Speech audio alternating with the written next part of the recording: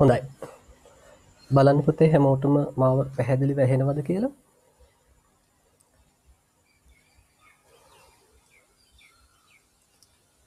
බලන්න ඔයාලා හැමෝටම මාව පැහැදිලිව ඇහෙනවද කියලා අපි පොඩ්ඩක් ඒක කලින් බලමු. හරි. හොඳයි. හැමෝටම පැහැදිලිව ඇහෙනවා. ඉස්සෙල්ලා ක්ලාස් එක පටන් ගන්න කලින් චුට්ටක් කතා කරන්නම් මම ඔයාලට. දැන් ඔයාලා දන්නවා අද මෙතන විශේෂ වැඩසටහනක්. එහෙම නැත්නම් අපි අද අලුත් පාඩමක් පටන් ගන්නවා ඔයාලත් එක්ක. ඔයාලගේ සිලබස් එකේ 13 ශ්‍රේණියට අදාළව පුතේ 13 ශ්‍රේණියට අදාළව ඔයාලා දන්නවනේ ඔයාලට පාඩම් 8ක් තියෙනවනේ 13 ශ්‍රේණියට අදාළව ඔයාලට පාඩම් 8ක් තියෙනවනේ. එතකොට ඔය පාඩම් 8න් තියෙන එක පාඩමක් තමයි මම අද ඔයාලට මේ කතා කරන්න පටන් ගන්න. ඒතර මේ පාඩම ඔයාලා දන්නවා අපි සාමාන්‍යයෙන් කියනවා සත්ව පාලනය කියලා. කොහොමනේ කියන්නේනේ? සත්ව පාලනය කියලා කියනවා. එතකොට මේ සත්ව පාලනය කියන පාඩම මම ඔයාලගේ ගෲප් වලටත් මේක එව්වා මේකේ වැදගත්කම. ප්‍රති මේ සත්ව පාලනය කියන පාඩම තමයි ඔයාලගේ විෂය නිර්දේශය තුල තියෙන ලොකුම ඒකකය. ලොකුම ඒකකය. කොහොමද අපි ලොකුම ඒකකය කියලා කියන්නේ? කාලච්ඡේද ගණන අනුව. ඔයාලට 12 වසරේදී කාලච්ඡේද 250ක් තියෙනවා පුතේ උගන්වන්න. ඒ වගේම 13 වසරටත් කාලච්ඡේද 250ක් තියෙනවා. කොහොම තමයි වෙන් කරලා තියෙන්නේ. 12 වසරට 250යි 13 වසරට 250ක් විදිහට තියෙනවා. එතකොට ඔය 13 වසරේ තියෙන කාලච්ඡේද 250න් පුතේ ආසන්නව කාලච්ඡේද 70ක් මේක 69ක් තියෙන මම 70 කියලා ගන්නවා. ආසන්නව කාලච්ඡේද 70ක් තියෙන්නේ මෙන්න මේ සත්ව පාලනය කියන පාඩම. එතකොට ඔයා දල වශයෙන් බලන්න දැන්. හරි 250ක් 250කින් 70ක්. නේ 70 ඒවා තුනක් 210යි. හරි ඒ කියන්නේ අඩුම තරම අපි දල වශයෙන් හිතුවොත් ඔයාලගේ සිලබස් එකෙන් අහපව් 4න් එකක් 13 වසරේ සිලබස් එකෙන් 4න් එකක් තියෙන සත්ව පාලනය. පැහැදිලිද? 13 වසරේ සිලබස් එකෙන් පුතේ 4න් එකක් තියෙන සත්ව පාලනය. එතකොට මොකද්ද මේකේ තියෙන වැදගත්කම? ඔව් එහෙනම් ලොකුම පාඩම මේක. මොකද්ද ඒකේ තියෙන වැදගත්කම? එහෙනම් මතක තියාගන්න ඔයාලට ඔයාලගේ සිලබස් එක තුල වැඩිම ප්‍රශ්න ප්‍රමාණයක් දෙන්නේ මෙන්න මේ සත්ව පාලනය කියන එකකේ. හරි? සාමාන්‍යයෙන් බහුවර්ණ ප්‍රශ්න 5ක් හෝ ඊට වැඩි ප්‍රමාණයක්. අඩුම 5ක් එනවා බහුවර්ණ ප්‍රශ්න. ඊටසේ ව්‍යුහගත කොටස් කීපයක් එනවා. ඊට පස්සේ රචනා කොටස් 2ක් අනිවාර්යෙන් එනවා. බලන්න ගිය අවුරුද්දෙත් ගව පාලනයේ ගව නිවාස වලින් එක රචනා ප්‍රශ්නයකුත් අනිත් පැත්තෙන් කුකුළු පාලනයේදී රැක්කවීම සඳහා බිත්තර තෝරා ගැනීම කියන කොටසෙන් තවත් එක ප්‍රශ්නයකුත් විදිහට රචනා ප්‍රශ්න 2ක් ඇවිල්ලා තියෙනවා. පැහැදිලිද?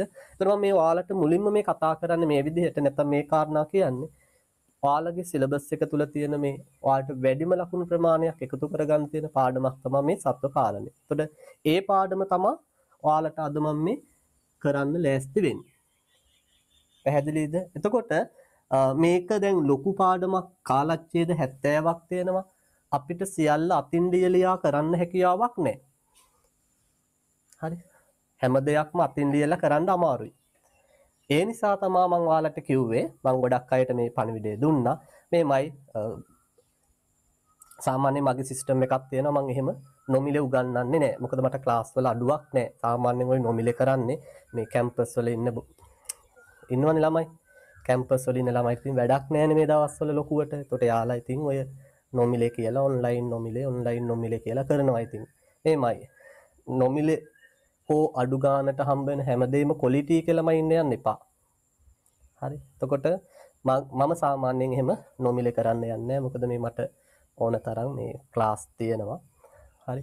එතකොට ඒ අතර මේ වෙලාවේ සමහර විට අසරණ වෙලා එහෙම නැත්නම් මේ ටික ආවරණය කරගන්න බැරි ළමයි ප්‍රමාණයක් ඇති කියලා හිතලා තමයි විශේෂයෙන්ම මම යම් අය කිරීමක් කරලා මේ සත්ව පාලනයේ ඒකකේ ආරම්භ කරන්න සූදානම් කළේ. ඉතින් ගොඩක් අය කතා කළේ, ගොඩක් අය උත්සාහ කළේ නැත්තම් සම්බන්ධ වෙන්න ඉල්ලුවේ නොමිලේ කරන්න කියලා. මම කිව්වා පොතේ නොමිලේ නම් කරන්නේ නැහැ. මම අය කිරීමක් කරලා කරන්නේ. ඔයාලට අවශ්‍ය නම් සම්බන්ධ වෙන්න.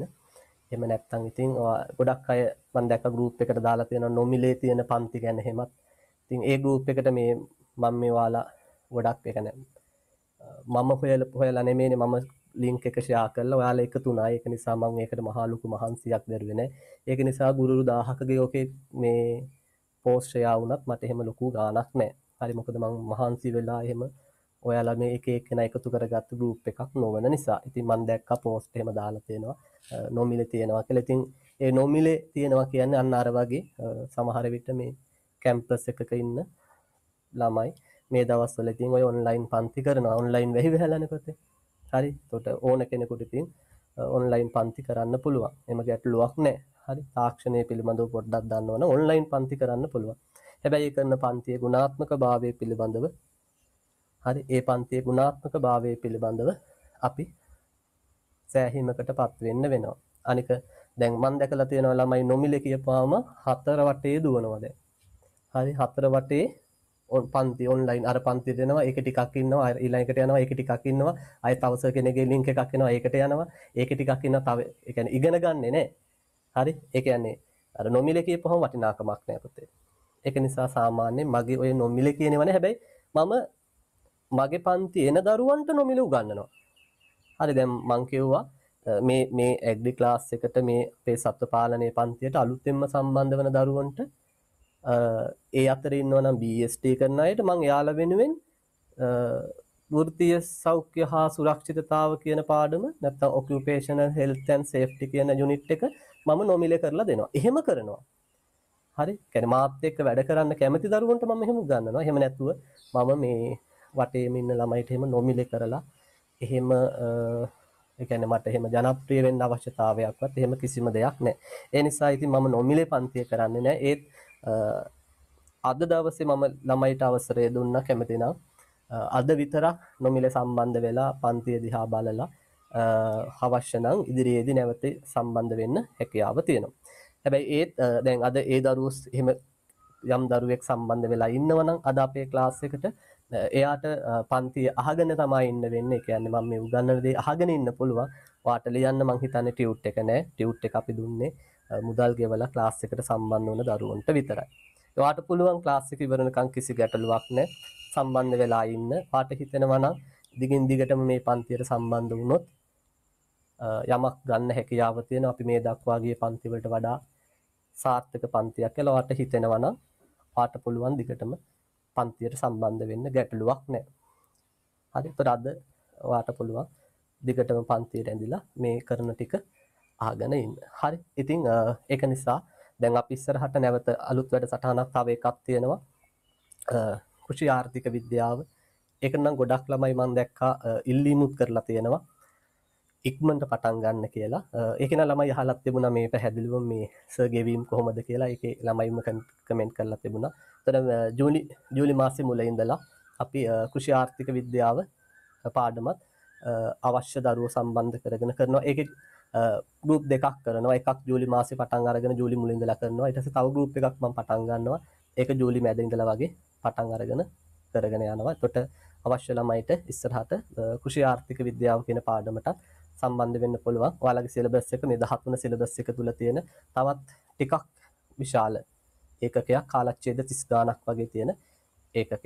පැහැදිලිද? ඉතින් අවශ්‍ය දරුවෝ ඉස්සරහට සම්බන්ධ වෙලා ඒකෙත් අපේ වෙනම ගෲප් එකක් තියෙනවා. ඒකට සම්බන්ධ වෙලා ඔයාලට වැඩ ටික කරගෙන යන්න පුළුවන්. හරි. එතකොට පුතේ මම මුලින් කිව්වේ සත්ත්ව පාලනය කියන්නේ ටිකක් ලොකු ඒකකයක් නිසා ඔයාලට ඒකේ වැදගත්කම මොකක්ද සහ අපි මේක කරගෙන යනකොට කාලය කළමනාකරණය කරගන්න අවශ්‍ය වෙනවා.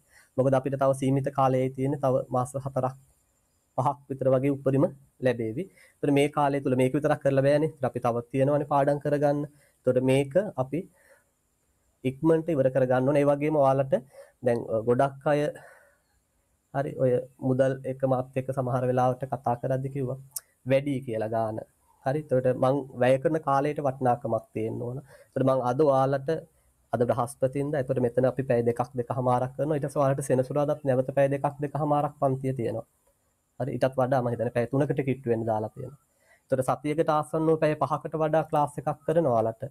එතකොට සාමාන්‍යයෙන් දැන් මම බැලුවා මේ ටියුට් එක අපි ඊළඟ බ්‍රහස්පතින්දා වෙනකොට ඉවර කරනවා. මේ පළවෙනි ටියුට් එක ඊළඟ බ්‍රහස්පතින්දා වෙනකොට ඉවර කරනවා.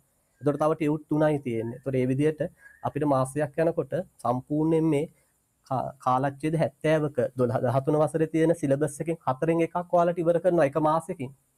සමහර විට ඔයාලා මාස 12ක් ඉගෙන ගන්න ටිකනේ. හරි. ඔය සම්පූර්ණ පාඩම්. එතන මාස 12ක් කියලා කියන්නේ 4න් එකක් ඉගෙන ගන්න මාස 3ක් යනවනේ. හැබැයි ඔයාලට එක මාසෙන් මේ සත්ත්ව පාලනය සම්පූර්ණයෙන් ඉවර කරගන්න හැකියාව තියෙනවා. මොකද අපි සතියේ දවස් දෙකක් උගන්වනවා. අනික අපි ටියුට් එකෙන් කරන්නේ. එතකොට අපිට කාලය කළමනාකරණය කරගන්න පුළුවන්. පැහැදිලි නේද? ඉතින් ඒක නිසා සැලැස්මක් ඇතිවයි ඔයාලට මේ වැඩේ කරන්නේ. ගොඩක් අය නිකන් යන්නම් වාලේ සැලැස්මක් නැතුව හතර වටේ ගෲප් හදලා ළමයි ගෙන්නලා එහෙම උගන්වනවා. එහෙම නෑ මේක සැලැස්මක් ඇතුව ළමයිට කලින් ටියුට් එක යවලා යාලට print කරගන්න අවස්ථාව දීලා මෙහෙමයි පසුව අවසාන මොහොතේ සම්බන්ධ වුණ අයට ගැටලුවක් ඇති වෙන්න ඇති. එයාට ටියුට් එක print කරගන්න බෑ. මම ගිය සතියේ කියන්නේ මේ සතියේ සඳහා ඉඳලා කිව්වා.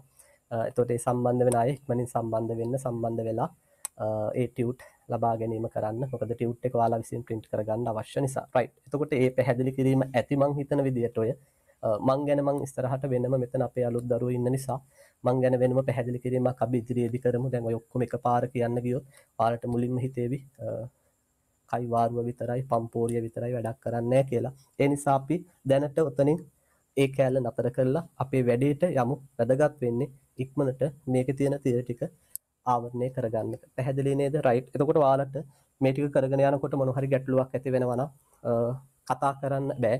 මයික් ඔන් කරන්න එපා. මම හිතන්නේ මම මේ පැත්තෙන් ඔක්කොම all mute දීලා තියෙන්නේ. ඔයාලටයි මයික් ඔන් කරන්න බෑ. මොකද මම දන්නවා ඒක වඩා හොඳයි. නැත්තම් ඔය බැරි වෙලාවත් ඔය මයික් එකක් ඔන් වුණාම ඔය අම්මලා පොඩි උන්ට බයිනේවා එහෙම අනම්මනම් ඔක්කොම ඇහෙනවා. ඒතකොට මේක මේ ඇතුලේ මට ඇහුන්නේ නැතුණාට ඔයාලට ගාල ගෝට්ටියක් වගේ ඇහෙනවා. ඒතකොට ඒක ඉගෙන ගන්න ළමයට බාධාවක්. ඒක නිසා සාමාන්‍යයෙන් මගේ ක්ලාස් වල මයික් එක මියුට් වෙලා තියෙන්නේ. ක්ලාස් එක ඉවරන කල්ම ඔයාලට තියෙන ඕනම ගැටලුවක් chat එක හරහා අහන්න පුළුවන්. කිසි ගැටලුවක් නැහැ. මම chat එක බලන ගමන් තමයි උගන්වන්නේ. ඒතර එන ප්‍රශ්න වලට මම වෙලාව අරගෙන පැහැදිලි කිරීමක් කරනවා. right. තේරුණා නේද? හොඳයි. එහෙනම් අපි යමු ටියුට් එක පැත්තට. ගන්න හැමෝම ටියුට් එක. ඒතර ටියුට් එක නැති දරුවෝ නැවත කියන්නේ. ඔයාලට පන්තියේ රැඳී සිටින්න කිසි ගැටලුවක් නැහැ අදට. ඔයාලට පුළුවන් පාඩම අහගෙන ඉන්න. ඔයාලා දිගටම පන්තියට සහභාගී වෙනවා කියලා තීරණය කළොත් මම ඔයාලට ටියුට් එක එවන්නම් PDF එක. ඊට පස්සේ ඔයාලට පුළුවන් ටියුට් එක print කරගන්න. ඊට පස්සේ මේකේ නැවත වීඩියෝ එක දැන් මම ඔයාලට පේන ඇති මම මේක රෙකෝඩින් දාලා තියෙන්නේ.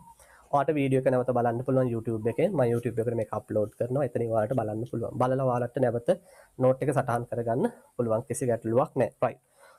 දැන් අපි පාඩමට සම්බන්ධ වෙමු. අතන මම කිව්වා අද ඔයාලත් එක්ක අපි මේ කතා කරන්න ලෑස්ති වෙන්නේ. ඔයාලගේ සිලබස් එකේ තියෙන පුතේ 15 වෙනි ඒකකය කියලා අපිට කියන්න පුළුවන්. 15 වෙනි ඒකකය සත්ත්ව පාලනය කියන ඒකකය. එතකොට සත්ත්ව පාලනය. හරි. එතකොට පුතේ මුලින්ම අපි බලන්න ඕනේ මොකද්ද මේ සත්ත්ව පාලනය කියන්නේ. අපි මුලින්ම බලන්න ඕනේ මොකද්ද මේ සත්ත්ව පාලනය කියන්නේ. පැහැදිලිද? ඊට පස්සේ මේ සත්ත්ව පාලනයේදී අපි ගොවිපළ සතුන් තමයි ඇති කරන්නේ. දැන් මෙතන මෙන්න මෙහෙම දෙයක් තියෙනවා. දැන් අපි ගෙවල් වල සත්තු ඇති කරනවා. දැන් පූසෝ, බල්ලෝ, දඬුලේන්නු, ලේන්නු, මයින්නෝ, ගිරව් එක එක උන් ඇති කරනවන්නේ. එතකොට එයාලා ගොවිපළ සතුන් නෙමෙයි. ඒක පැහැදිලිව මතක තියාගන්න.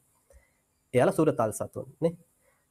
ගොවිපළ සතුන් විදියට සලකන්නේ අපිට මොන හරි ආර්ථික වශයෙන් වටිනාකමක් තියෙන නිෂ්පාදනයක් ලැබෙන්න ඕන පුතේ. පැහැදිලිද මං කියන එක? ගොවිපළ සතෙක් විදියට සලකන්නම් උගෙන් අපිට මොනවද ලැබෙන්න ඕනේ? ආර්ථික වශයෙන් වටිනාකමක් තියෙන යම් නිෂ්පාදනයක් ලැබෙන්න ඕනේ. මම වට උදාහරණයක් කියනවා. දැන් අපි ගත්තොත් ගවයා. දැන් උගෙන් අපිට ආර්ථික වශයෙන් වටිනාකමක් තියෙන නිෂ්පාදන ලැබෙනවා. මොනවද? අපි ගත්තොත් ප්‍රධාන වශයෙන් කිරි ලැබෙනවානේ. අතුරු නිෂ්පාදන විදියට ගොම හැමත් ලැබෙනවා. දැන් අපි කුකුල්ලු ගත්තොත් එයාලගෙන් අපිට බිත්තර ගන්න කුකුල්ලු කිවට හරි කිකිලියොන්ගෙන් බිත්තර ගන්න පුළුවන්. එහෙම නැත්නම් මස් පිණිස උව පාවිච්චි කරන්න පුළුවන්. ඉතින් අපි ඌරු ගත්තොත් උන් අපි මස් සඳහා ගන්නවානේ. එහෙනම් ඔයා මතක තියාගන්න ගොවිපළ සතෙක් කියන්නේ හැම විටම ගොවිපළ ආශ්‍රිතව ඇති කරන අපිට යම් ආර්ථික වටිනාකමක් තියෙන නිෂ්පාදනයක් ලබා දෙනවා නම් එයාලා අපි හඳුන්වනවා පුතේ ගොවිපළ සතෙක් විදියට. තේරුණා නේද? එතකොට සත්ව පාලනය කියන්නේ මොකද්ද? සත්ව පාලනය කියන්නේ ඔන්න ඔය කියන ගොවිපළ සතුන් හරි අපි උසස් තාක්ෂණික ශිල්ප ක්‍රම හා විද්‍යාත්මක දැනුම භාවිත කරලා ඇති කරලා උන්ගෙන් යම් නිෂ්පාදනයක් නැත්නම් යම් ආර්ථික ප්‍රතිලාභයක් ලබා ගන්නකොට පුතේ ඒකට අපි කියනවා මොකක් කියලාද? සත්ව පාලනය කියලා. ගියාද ඔයාගේ ඔළුවට ඒ කාරණා දෙක? රයිට්. අපි එහෙනම් ටියුට් එකේ මුලින්ම තියෙන ওই දෙක අර්ථ දක්වන්න, මේ දෙක අර්ථ දක්වගෙන ඉමු. ගන්න ටියුට් එක. හරි. පළවෙනි පිටුව පෙරලා ගන්න. ලියන්න සත්ව පාලනය යනු කියලා තියෙනවනේ. හරි. සත්ව පාලනය යනු කියන තැනින් ලියා ගන්න. දැන් ඔයා උසස් විද්‍යාත්මක හා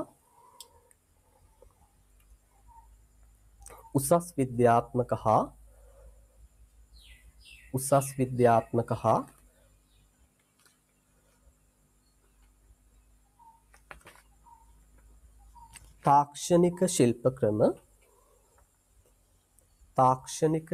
ක්‍රම උසස් විද්‍යාත්මක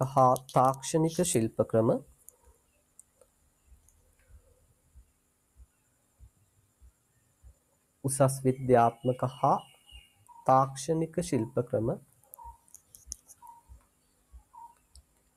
අනුගමනය කරමින්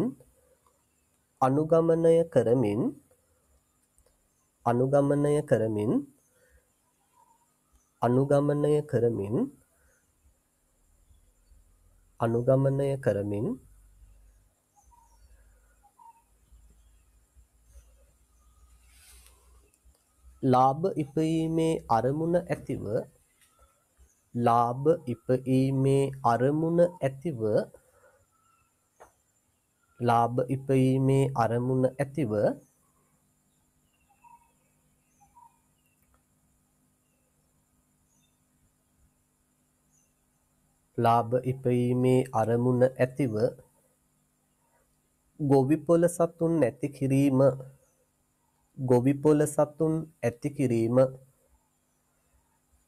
ගොවිපොළ සතුන් ඇති කිරීම නැත්නම් ඇති කිරීමයි කියලා ලියමුනේ. අතන සත්ව පාලනය යනු කියලා තියෙන නිසා ගොවිපළ සතුන් ඇති කිරීමයි කියලා ඉවර කරගන්න. ගොවිපළ සතුන් ඇති කිරීමයි. රයිට්. ඔයාලට පැහැදිලි නේද දැන් අර්ථ දැක්වීම? ඊළඟට එන්න ගොවිපොළ සතුන් යනු. දැන් අපි ඔය ලිව්වේ සත්ව පාලනය. ඊට පස්සේ ගන්න ගොවිපළ සතුන් යනු. රයිට්. යටින් ලියන්න. විවිධ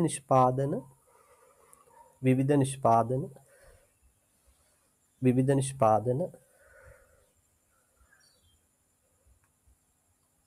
ලබා ගැනීම සඳහා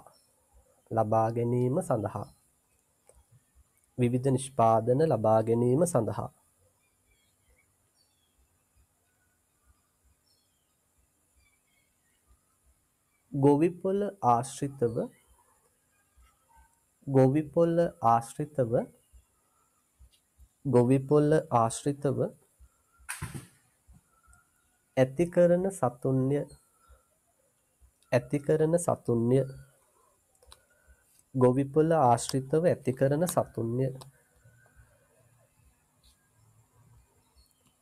රයිට්. පැහැදිලිද? එතකොට ඔන්න ඒ කාරණා දෙක ඔළුවේ තියාගන්න. සත්ව පාලනය යනු ගොවිපළ සතුන් යනු. හරි. එතකොට ඔයාලගේ ටියුට් එකේ උතන උදාහරණ කියලා තියෙනවනේ. ලියන්න පුතේ ගොවිපළ සතුන්ට උදාහරණ කීපයක්. ගවයන්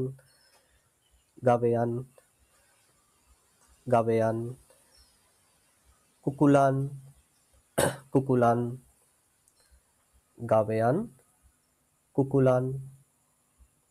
එළුවන් ඌරන්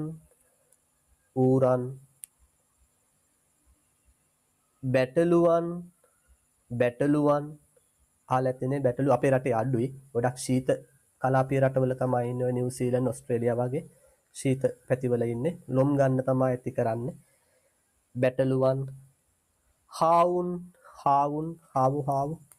හාවුන් හාවුන් තාරාවුන් තාරාවොත් ඇති කරනවාලා දැකලා ඇතිනේ. මස් පිණිස ඇති කරන්නේ තාරාවුන්. හරි. ඇති නේද? උදාහරණ ටික. ඊළඟට ඔයාගේ ටියුට් එකේ බලන්න යට දීලා තියෙනවා වගුවක්.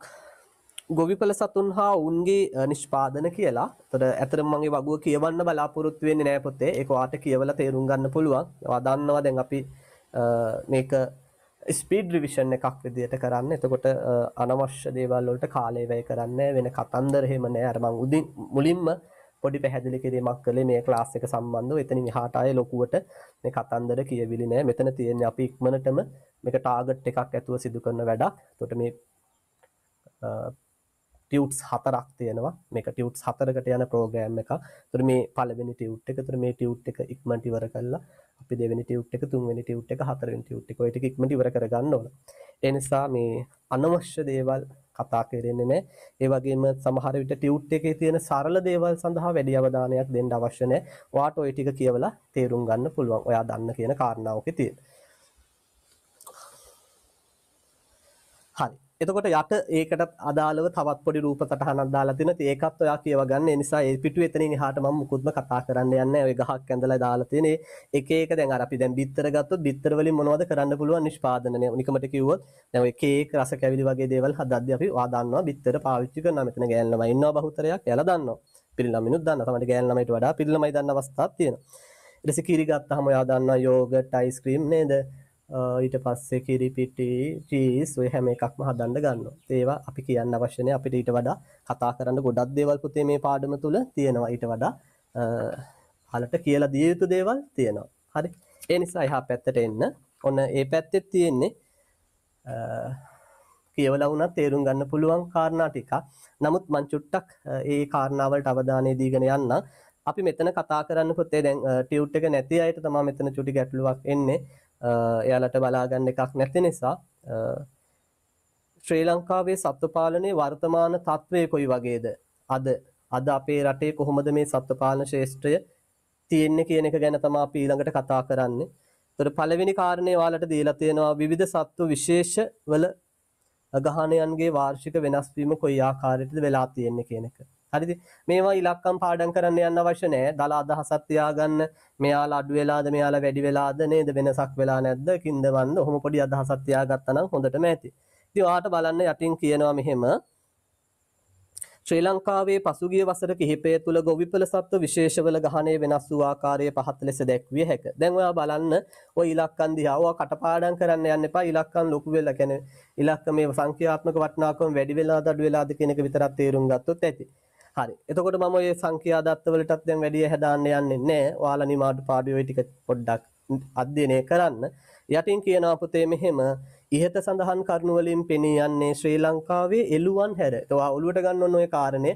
ඔය දත්ත ටික ඔයා නිරීක්ෂණය කළොත්, ඔයා ඔය දත්ත දිහා හොඳට හැරලා බැලුවොත්, ඔයාට පෙනේවි එළුවන් හැර අනෙකුත් ගොවිපළ සතුන්ගේ ගහණේ යම් වැඩිවීමක් අපිට හඳුනා ගන්න පුළුවන්. හැබැයි එළු ගහණේ යම් කිසි අඩුවීමක් සිද්ධ වෙලා තියෙනවා කියනවා. ඉතින් ඔයා වඩා වැදගත් වෙන්නේ ඕකේ. ඔන්න ඔය යට කැල්ල highlight කරගත්තත් කමක් නැහැ. මොකද්ද? ශ්‍රී ලංකාවේ එළුවන් හැර අනෙකුත් ගොවිපළ සත්ව ගහණය පසුගිය වසර කිහිපය තුල සැලකිය යුතු වර්ධනයක් වියද. ඒ කියන්නේ එළුව වැඩි වෙලා නැහැ කියන එක කියන්නේ. හරි? එළුව ගහණය වැඩි වෙලා නැහැ. අනිත් සත්තුන්ගේ ගහණය මොකද වෙලා තියෙන්නේ? වැඩි වෙලා තියෙනවා. පැහැදිලි නේද? right. ඊළඟට බලන්න පුතේ අංක 2 කියනවා සත්ව නිෂ්පාදන වල වාර්ෂික වෙනස් වීම. එතකොට මෙතන ප්‍රධාන වශයෙන් මම එලකිරි සහ මීකිරි කියන නිෂ්පාදන දෙක අරගෙන පැහැදිලි කරලා තියෙන්නේ. ඒතර ඔයාලට පේනවා පැහැදිලිවම පසුගිය වසර කිහිපය තුළ එන්න අපේ ඔය කියන නිෂ්පාදන වල වැඩිවීමක් වෙලා තිනවා. ඔයා ඒ අදහස තිබුණා නම් ඇති වාගේ ඔළුවේ. ඔයාට ওই ඉලක්කම් අවශ්‍ය නැහැ. ওই ඉලක්කම් කටපාඩම් කරන්න අවශ්‍ය නැහැ. කොහෙත්ම අවශ්‍ය නැහැ. හරි? ඔයා දැනගන්න ඕනේ පසුගිය වසර කිහිපය තුළ අපේ සත්ව නිෂ්පාදන වැඩි වෙලාද තියෙන්නේ අඩු වෙලාද තියෙන්නේ. ඒක දැනගත්තා නම් ඔයා හොඳට නැති. ඒතර අපි පැහැදිලිව මෙතන කියනවා යම් වැඩිවීමක් සිද්ධ වෙලා තියෙනවා. පැහැදිලි නේද? right. ඊළඟට මොකද කියන්නේ? සත්ව නිෂ්පාදන වල වාර්ෂික ඒකපුද්ගල පරිභෝජනය. මෙන්න මේකේ මෙන්න මේ දෙක අපි වැඩිපුරම පරිභෝජනය කරන්නේ එලකිරි සහ බිත්තරනේ. ඒ දෙක චුට්ටක් මතක තියාගන්න. මම දැන් අර මතක තියාගන්න ඕනේ නැති ඉලක්කම් කිව්වනේ. උඩේව මතක තියාගන්න ඕනේ. හැබැයි ඔයා මෙතන එලකිරි සාමාන්‍ය වාර්ෂිකව අපි කොච්චරක් එක පුද්ගලයෙක් පරිභෝජනය කරනවද? ඒක ඔයා චුට්ටක් මතක තියාගන්න. ඊට පස්සේ බිත්තර එක මිනිස්සෙක් අවුරුද්දකට බිත්තර කීයක් විතර කනවද? ඒක පොඩ්ඩක් ඔළුවේ තියාගන්න. ඒතර යාගේ දීලා තියෙනවා කිරි නම් ලීටර් 40ක් විතර අවුරුද්දට පරිභෝජනය කරනවා. බිත්තර නම් 54ක් විතර අවුරුද්දකට කනවා කියලා කියනවා. පැහැදිලි නේද? රයිට්. ඒතර මේ දෙක ඇති. අනිත් ඉලක්කම් ටික ඔයා කියවලා තියාගන්න. ඊළඟට සත්ව නිෂ්පාදන ආනයනය ගත්තාම පුතේ මම අවසාන සාරාංශය කියන්නම්. අපි සත්ව නිෂ්පාදන ආනයනය කරන ප්‍රමාණයත් එන්න මොකද වෙලා තියෙන්නේ? වැඩි වෙලා විශේෂයෙන් කිරිපිටි ගත්තාම මම අද උදේ තිබුණු ක්ලාස් එකකත් දරුවන්ට කිව්වා. උදේ හෝ ඊයේ තිබුණු ක්ලාස් එකක අපි අපේ රටේ අධ්‍යාපනයේට අවුරුද්දකට වියදම් කරන ප්‍රමාණයට වඩා ඔයාලා දන්නව ඇති. අවුරුද්දකට වියදම් කරන ප්‍රමාණයට වඩා අපේ රටට පිටරටින් කිරිපිටි ගේන්න අපි වියදම් කරනවා. දන්නේ නැත්නම් ඔන්න අද දැනගන්න. හරි. අපි අපේ රටේ අධ්‍යාපනයට අවුරුද්දකට වියදම් කරන යම් මුදලක් තියෙනවා කියලා හිතන්නකෝ. ඒ මුදලට වඩා පුතේ වැඩි මුදලක් වැය කරනවා අපි පිටරටින් මොන වගේ එන්නද? කිරිපිටි අරන් එන්න.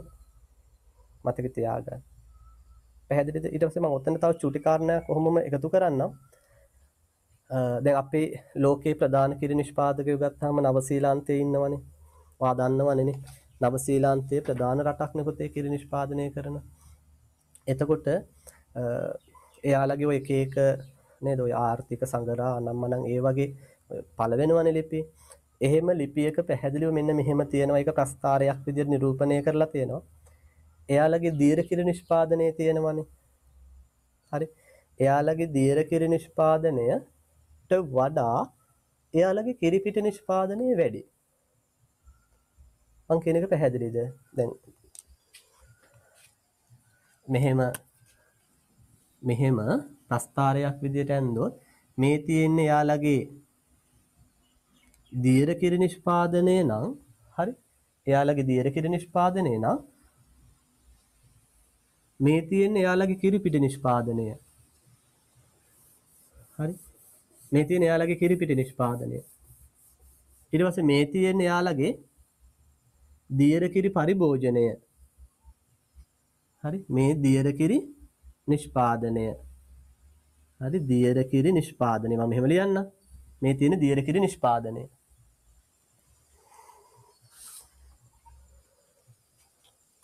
හරිද? එතකොට මේ තියෙන්නේ යාළගේ කිරිපිටි නිෂ්පාදනය. හරි කිරිපිටි නිෂ්පාදනය. මේ තියෙන්නේ යාළගේ දීර්ඝ කිරි පරිභෝජනය. මේ තියෙන්නේ යාළගේ කිරිපිටි පරිභෝජනය. කිරිපිටි පරිභෝජනය. දැන් මේකෙන් තේරුම් ගන්න මොනවද බලන්න හොඳට. මෙන්න යාළගේ දීර්ඝ කිරි නිෂ්පාදනය. ඒතකොට යාළගේ දීර්ඝ කිරි නිෂ්පාදනයෙන් භාගයකට වඩා යාළ පරිභෝජනයක් කරනවා. හොඳට තේරුම් ගන්න මේ අපිට වෙලා තියෙන දේ මම පොඩ්ඩක් මේත් එක්ක පැහැදිලි කරන්න. එයාලගේ දීර්ඝ කිරි නිෂ්පාදනයෙන් භාගයකට වඩා යාළ පරිභෝජනය කරනවා. එතකොට පුතේ එයාලගේ දීර්ඝ කිරි වලින් භාගයකට වඩා පරිභෝජනය කරලා ඊටත් වඩා වැඩිපුර කොහොමද කිරිපිටි නිෂ්පාදනය කරන්නේ? පැහැදිලිද? ඊට වඩා කොහොමද කිරිපිටි නිෂ්පාදනය කරන්නේ? එහෙනම් ඔයාට ඒකෙන් තේරුම් ගන්න පුළුවන් වෙන්න ඕන මෙයාලා දීර්ඝ කිරි වලින්ම නෙමෙයි කිරිපිටි හදන්නේ. පැහැදිලිද? මෙයාලා දීර්ඝ කිරි වලින්ම නෙමෙයි කිරිපිටි හදන්නේ. මෙයාලා කෘත්‍රිමව කිරිපිටි හදනවා. හරි කෘත්‍රිමව කිරිපිටි හදනවා ඒ පාම් ඔයිල් අනම්මනම් කලවම් කරලා මෙයාලා කෘත්‍රිමව කිරිපිටි හදනවා. එහෙම නැත්නම් මෙහෙම වෙන්න බෑ. හරි. එතකොට ඊළඟ කාරණය මෙයාලගේ කිරිපිටි පරිභෝජනයේ මෙයාලගේ කිරිපිටි පරිභෝජනය කොච්චර අඩුද? හරි. මෙයාලගේ දීර්ඝ කිරි පරිභෝජනය තමයි වැඩි. අපේ රටේ දීර්ඝ කිරි පරිභෝජනය අඩුයි. අපි බොන්නේ නැහැ දීර්ඝ කිරි. හරි. අපේ කිරිපිටි පරිභෝජනය තමයි වැඩි. ඒ වගේම තමයි මේ කිරිපිටි පරිභෝජනය මේකත් මිනිස්සු නෙමෙයි කියලා කියන්නේ සටහනට අනුව ඒ වார்த்தාවට අනුව මේකත් ගොඩක් දුරට මේ සත්ව ආහාර වගේ දේවල් වලට පාවිච්චි කරන්න ගන්නෙ. හරි මේ කිරිපිටි ප්‍රමාණයත් මිනිස්සුන්ගේ පරිභෝජනයට නෙමෙයි ඇත්තටම සත්ව ආහාර වගේ දේවල් වලට තමයි මේ ටික පාවිච්චි කරන්නේ. ඉතින් අපි තේරුම් ගන්න ඕන ඔය කාරණේ. එතකොට මේ අපේ මිනිස්සු මේ නේද? දැන් මම නම් කියන්නේ කිරිපිටි මිල වැඩි කරන්න ඕන. අනිවාර්යයෙන් වැඩි කරන්න. අර ලදරුවන්ගේ කිරිපිටි මිල හැරෙන්න හරි ලදරුවන්ගේ කිරිපිටි මිල හැරෙන්න අනිත් කිරිවල මිල වැඩි කරන්න ඕන. මම නම් කිය රුපියල් 1000කින් විතර වැඩි කළත් කමක් නැහැ. බොන්න ඕනේ නෑ. මොකටද ඔය ඔක්කොම කෘත්‍රිම. හරි අපිට අපේ කිරි තියෙනවා. ඒ කියන්නේ හයිලන්ඩ් අඹේවැල ඒවා තියෙනවා. ඒවයි ගුණාත්මක භාවය වැඩි. ඒතර අර වගේ මිල වැඩි කරපුවාම ඒ වගේ ඒවා පරිභෝජනේ හරි ඒ වගේ මිල පල්ලෙහා තියාගෙන ඒවා හරි පරිභෝජනය කරන්නේ අපේ මිනිස්සු. ඒ නිසා මම නම් කියන්නේ ওই කිරිපිටි වල මිල වැඩි කරන්න ඕන. ඇත්තටම වැඩි කරන්න ඕන. රුපියල් 1000කින් 2000කින් වැඩි කළත් කමක් නැහැ. මොකද අපේ මිනිස්සු කිරිපිටි පරිභෝජනය කරන එක අඩු කරන්න ඕන. පුළුවන් තරම් මේ يعني කිරි බොන්නම ඕන. මේ දියර කිරි පරිභෝජනයට යොමු වෙන්න ඕන. දැන් එයි බලන්න මෙයාලා නිෂ්පාදනය කරන දියර කිරි වලින් වැඩි ප්‍රමාණයක් එයාලා පරිභෝජනය කරනවා. ඉතින් එයාලට තිබුණා මේ ඔක්කොම කිරිපිටි හදලා එයාලටත් කිරිපිටි බොන්න තිබ්බනේ නැහැ. එයාලා දන්නවා මේ කිරිපිටි කියලා කියන්නේ හොඳ දෙයක් නෙමෙයි. අනික එයාලා හදන කිරිපිටි කොහොමත් හොඳ නැහැ. මොකද કૃත්‍රිමව හදන කිරිපිටි වර්ගයක් තමයි ඔය අපේ රටට එන්නේ බහුතර. ඒක මතක තියාගන්න. ඒතර මේවා මේ ඇත්ත දත්ත. හරි මේවා මේ සත්‍ය කතා අපේ මිනිස්සු දන්නේ නැති කතන්දර. එතකොට මතක තියාගන්න දැන් අපි කතා කර හිටියේ අපි සැලකිය යුතු සත්ව නිෂ්පාදන ප්‍රමාණයක් මොකද කරන්න පුතේ වසරක් පාසා පිටරටින් ආනයනය කරන සහ වසරක් පාසා ඒක එන්න වැඩි වෙන ස්වභාවයක් තමයි තියෙන්නේ. ඒකේ අඩුවීමක් දකින්න ලැබෙන්නේ නැහැ. තේරුණාද කාරණය? රයිට්. ඊළඟට මොකද්ද කියන්නේ? බලන්න ටියුට් එක. එතකොට ඒක හරි එච්චරයි පුතේ තියෙන්නේ. ඒතර ආ මේ ඉලක්කම් දිහා දල වශයෙන් බලලා තව ටිකක් තේරුම් ගන්න මම කතන්දරේ පැහැදිලි කරලා තියෙනවා. හරි ඊළඟට පුතේ අපිට කතා කරන්න තියෙනවා බලන්න ඔයාලගේ ටියුට් එක ශ්‍රී ලංකාවේ සත්ව පාලන කලාප කියන මාතෘකාව. එතකොට අපි අපේ රට පුතේ ඒ ප්‍රදේශවල ඇති කරන සත්ව වර්ග අනුව ඒ සතුන් නැති කරන ක්‍රමවේද පදනම් කරගෙන එක සත්ව රැළක ඉන්න සතුන් ගණන වගේ පදනම් කරගෙන අපි සත්ව පාලන කලාප 6කට බෙදාගෙන තියෙනවා අපේ රට. කීයකට බෙදාගෙන තියෙනවද?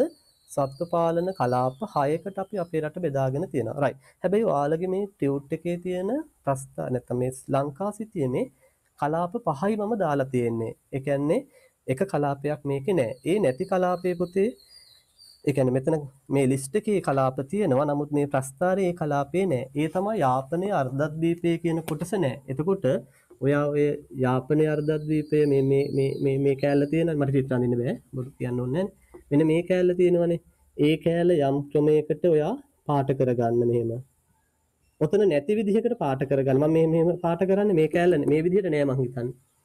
මේ විදිහට පාට කරලා නෑනේ. ඒතර ඔයා පොඩි කොටුවක් අඳින්න අර එහා පැත්තේ තියෙන යතුර ගාවින් එහා පැත්තේ තියෙනවනේ යතුරක් දකුණු පැත්තේ කෙළවරේ. එතන ඔයා මෙහෙම කොටුවක් ඇඳලා ඔයා මෙහෙම නම් ඇන්නේ මෙහෙම දාගන්න. මෙහෙම දාගන්න. දාලා ලියන්න යාපනයේ අර්ධද්වීපය. යාපනයේ අර්ධද්වීපය. තේරුණා නේද පුතේ? වාගේ ටියුට් එකේ ඒක නෑ. හරි?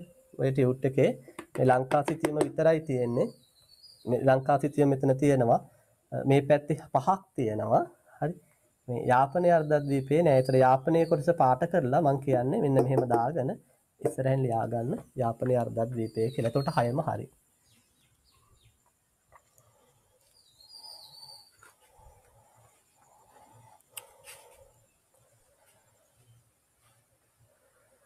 හරිද? එතකොට ඔන්න සත්ව පාලන කලාප 6 අපි බලමු. මම යාපනයේ අර්ධද්වීපය ගැන විතරනේ කතා කළේ. මොනවද සත්ව පාලන කලාප 6? එකක් අපි කියන පුතේ උඩ රට. හරි. ඒ කියන්නේ ඔය නුවරඑළිය, අම්බේවැල, හපුතලේ ඔය වගේ පැති. හරි. ඊට පස්සේ පහත රට තෙත් කලාපය. ඊට පස්සේ මැද රට කලාපය. ඊට පස්සේ පොල්ට්‍රි කෝණය. හරි. දැන් කුරුණෑගල ඔය ඊට පස්සේ හලාවත, ගම්පහ ඔය ප්‍රදේශයේනේ පොල්ට්‍රි කෝණය. ඊට පස්සේ වියලි කලාපය, අනුරාධපුරය, පොළොන්නරුව, යම්පාර, ත්‍රිකුණාමලය, වියලි කලාපය. ඊට පස්සේ යාපනයේ අර්ධද්වීපය. ඒත් අපි කියවා හරි. ඒ යාපනයේ කොටස අපි වෙනම සත්ව පාලන කලාපයක් විදිහට මෙතනදී අරගෙන තියෙනවා. පැහැදිලිද? ඒතර ඒ 6 මතක තියාගන්න.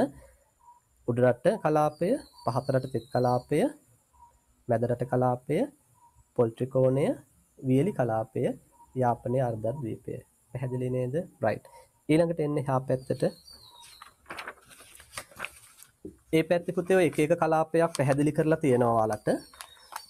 මම කියවන්නම්. මම මේ ගොඩක් මේම නෝට් එක දෙන්නේ එහෙම ගොඩාක් අර බරපතල විදිහට හරි අමාරු නැති ඔයාට උනත් කියවලා තේරුම් ගන්න පුළුවන් කොටස් තමයි මම මෙහෙම මේ ලියන්න මේ මම print කරලා දීලා තියෙන්නේ. ඔයාට වැදගත්ම ඔයාට තේරුම් ගන්න ටිකක් අපහසුයි කියලා හිතන දේවල් මම මේකේ ලියන්න ඉඩ තියලා තියෙනවා. එහෙම තමයි මේක හදලා තියෙන්නේ. ඒ විදිහේ යම් සැලැස්මක් ඇතිව. එහෙම නැතුව ඒක තැනක මොකක් හරි හිස් තැනක් තියලා තව එහෙම නෑ. හරි. වැදගත්ම තැන් ටික පුළුවන් තරම් ලියන්න තමයි දාලා තියෙන්නේ. ඔයාට උනත් කියවලා තේරුම් ගන්න පුළුවන් ටික මම print කරලා දාලා තියෙනවා. හරි. බලා ගන්න. පළවෙනි එක තුර පැහැදිලි කරනවා පුතේ උඩරට කලාපය. කඳුරට කලාපයට අයත් නැත්නම් උඩරට කඳුරට දෙකම කියනවා. අයත් වන්නේ හැටන් මං කිව්වේ හැටන් නුවරඑළිය හපුතලේ බණ්ඩාරවෙල ඊට අමතරව රාගල තව ඔකට ගන්න පුළුවන් අඹේවෙල ඒ වගේ සිසිල් ප්‍රදේශ කියලා අපි කියනවා. පැහැදිලිද? එතන මේකේ ලිස්ට් එක තියෙනවා. හැටන් නුවරඑළිය හපුතලේ බණ්ඩාරවෙල රාගල වගේ මොන ප්‍රදේශද පුතේ? සිසිල් ප්‍රදේශ. උෂ්ණත්වය අඩු ප්‍රදේශ. ඒතර මේ වගේ ප්‍රදේශවල වඩා ඇති කරන්න සුදුසු අපි ඉස්සරහට කතා කරනවා යුරෝපීය ගව වර්ග. ඔයාලා සමහර විට මේව අහලා ඇති. ප්‍රේෂියන්, අයර්ෂයර්, ජර්සි වගේ යුරෝපීය ගව වර්ග තමයි මෙන්න මේ වගේ සිසිල් ප්‍රදේශ වලට වඩා යෝග්‍යයි කියලා අපි කතා කරන්නේ. පැහැදිලි නේද? right. ඊළඟට පහතරට තෙත් කලාපය. හරි පහතරට තෙත් කලාපය. මෙම කලාපයට කොළඹ, ගම්පහ, කළුතර ඔය වගේ මාතර, ගරිගාවල්ල ඒ වගේ ප්‍රදේශ. ඔයා දන්නවනේ ඔයාලා දෙවෙනි පාඩම ඉගෙන ගන්නවන්නේ. මේ දේශගුණික කෘෂි දේශගුණික කලාප අනම්මන ඔය ටික ඉගෙන ගන්නවනේ. ඊට පස්සේ මැදරට කලාපයේ මහනුවර, කෑගල්ල, රත්නපුර, බදුල්ල, මාතලේ ඒ වගේ ඒ ප්‍රදේශ පුතේ මැදරට කලාප. මම ඒකනේ කිව්වා ඔයාට උනත් මේ ටික කියවලා තේරුම් ගන්න පුළුවන්. ඊට පස්සේ පොල්ට්‍රිකෝණය, කුරුණෑගල, පුත්තලම, ගම්පහ පුත්තලම කියන එක හලාවත කියලා කියනවා. ඕනනම් ඔයා එතන පොඩ්ඩක් වරහන් ඇතුලේ ලියා ගන්න හලාවත කියලා. පුත්තලම කියන එක හලාවත කියලා. ඇත්තටම පුත්තලම පැත්තට වෙනකල් නෑ. ඇත්තටම හලාවතින් තමයි හලාවතින් පල්ලෙහාට වෙන්න. තමා තියෙන. කියන්නේ ගම්පහ පැත්තට වෙන්න. ඒකෙන්ද කුරුණෑගල හලාවත ගම්පහ කියලා මතක තියාගත්තත් කමක් නැහැ. මෙතන අර දිස්ත්‍රික්ක කියලා තියෙන නිසා තමයි මම පුත්තලම කියලා දාගත්තේ. මොකද හලාවත කියලා දිස්ත්‍රික්කයක් නැහැනේ. නෑනේ නේද? හලාවත කියලා දිස්ත්‍රික්කයක් නැහැනේ. පුත්තලමනේ දිස්ත්‍රික්කය. අර සාමාන්‍ය මෙහෙම කියන්නත් පුළුවන්. කුරුණෑගල හලාවත ගම්පහ. අර දිස්ත්‍රික්කය කියන වචනේ දාන්න අමාරුයි හැබැයි එතකොට. හලාවත දිස්ත්‍රික්කයක් නැති නිසා. right.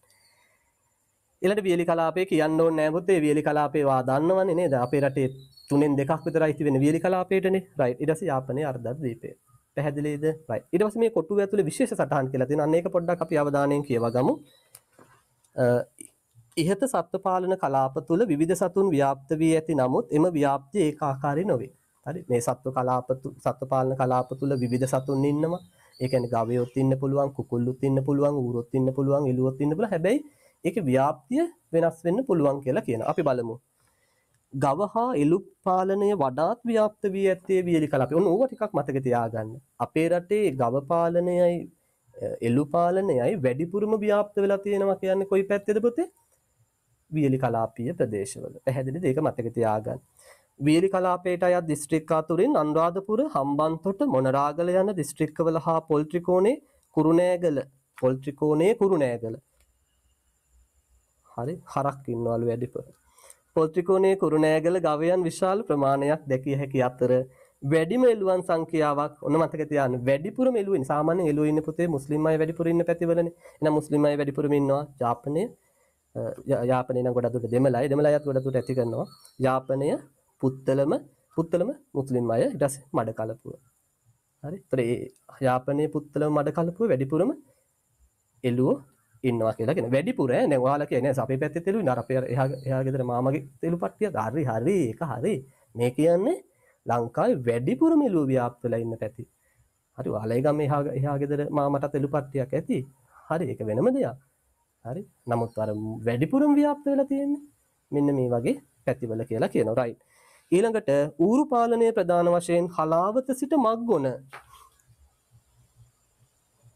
හරි හලාවත ඉඳලා මග්ගොන කොහෙද තියෙන්නේ? මග්ගොන කළුතර තියෙන්නේ පුතේ. මේ බලන්න ඔය ඉතින් මට චිත්‍ර අඳින්න බෑ. නිකන් අඳින්නම් ඉතින් ඔය ලබු ඇටයක් ලබු ගෙඩියක් වගේ. හරි දැන් ඉතින් බයිනවා. සර්ලා ඔහොම චිත්‍ර අඳපුවම ඉතින් ලංකාවට වෙන දේවල් අහන්නද කියලා උන් දැන් බයිනවා ඇති. හරි මෙහෙමයි ඉතින් මට චිත්‍ර අඳින්න බෑ පුතේ. ඔය ඇති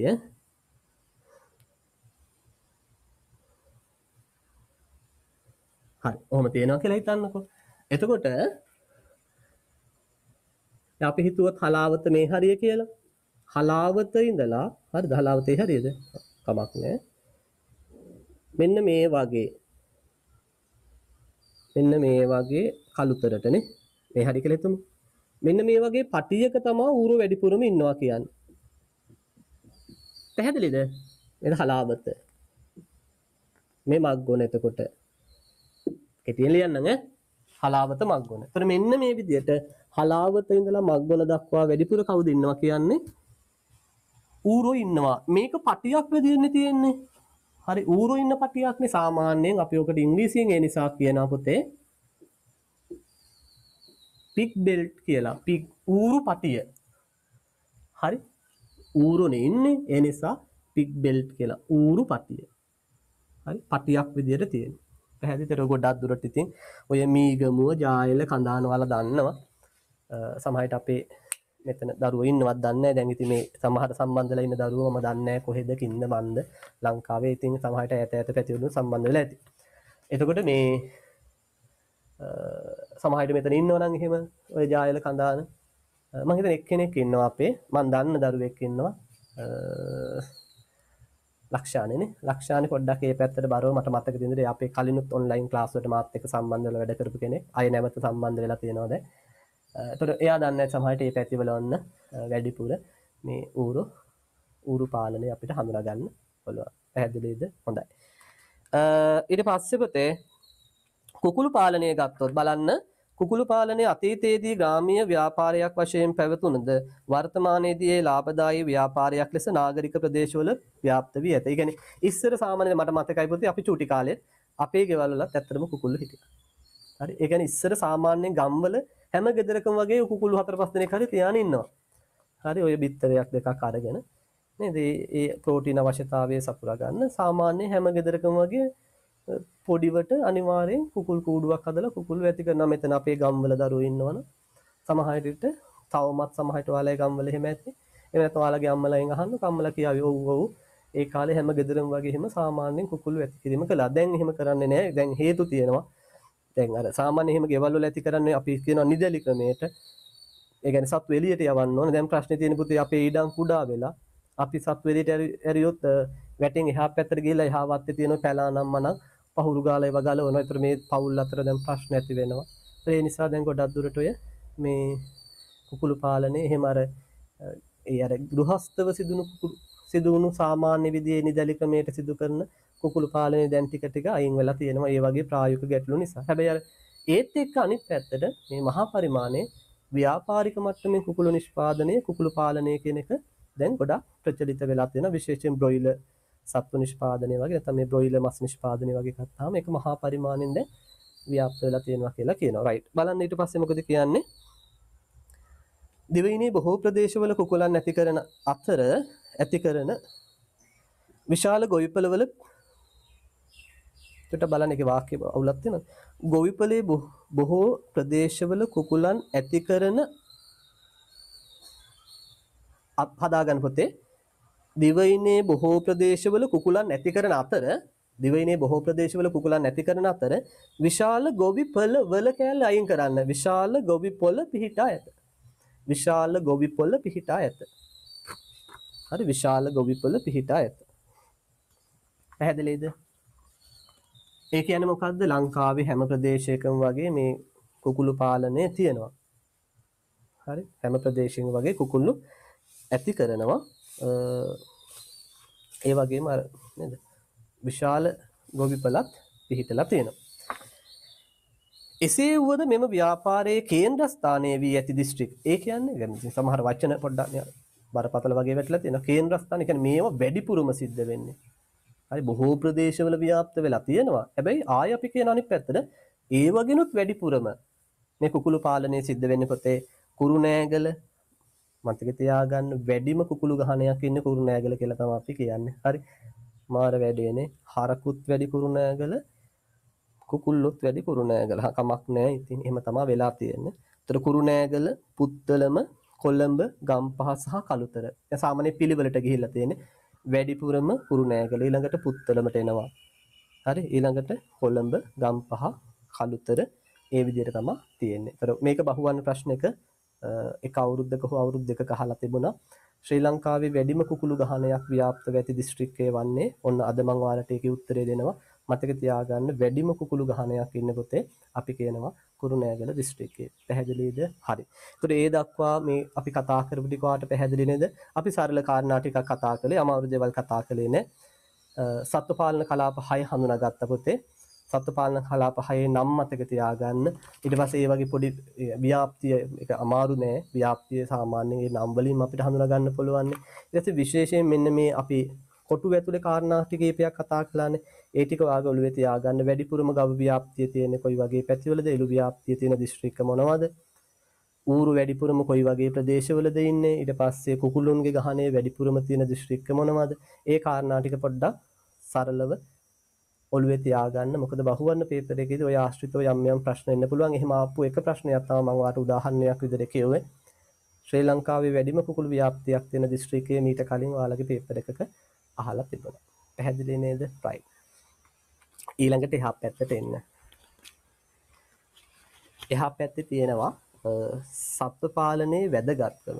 හරි. දැන් අපි සත්ත්ව පාලනය කරන්නේ මොකක් හරි වැදගත්කමක් තියෙන්න ඕන නේද?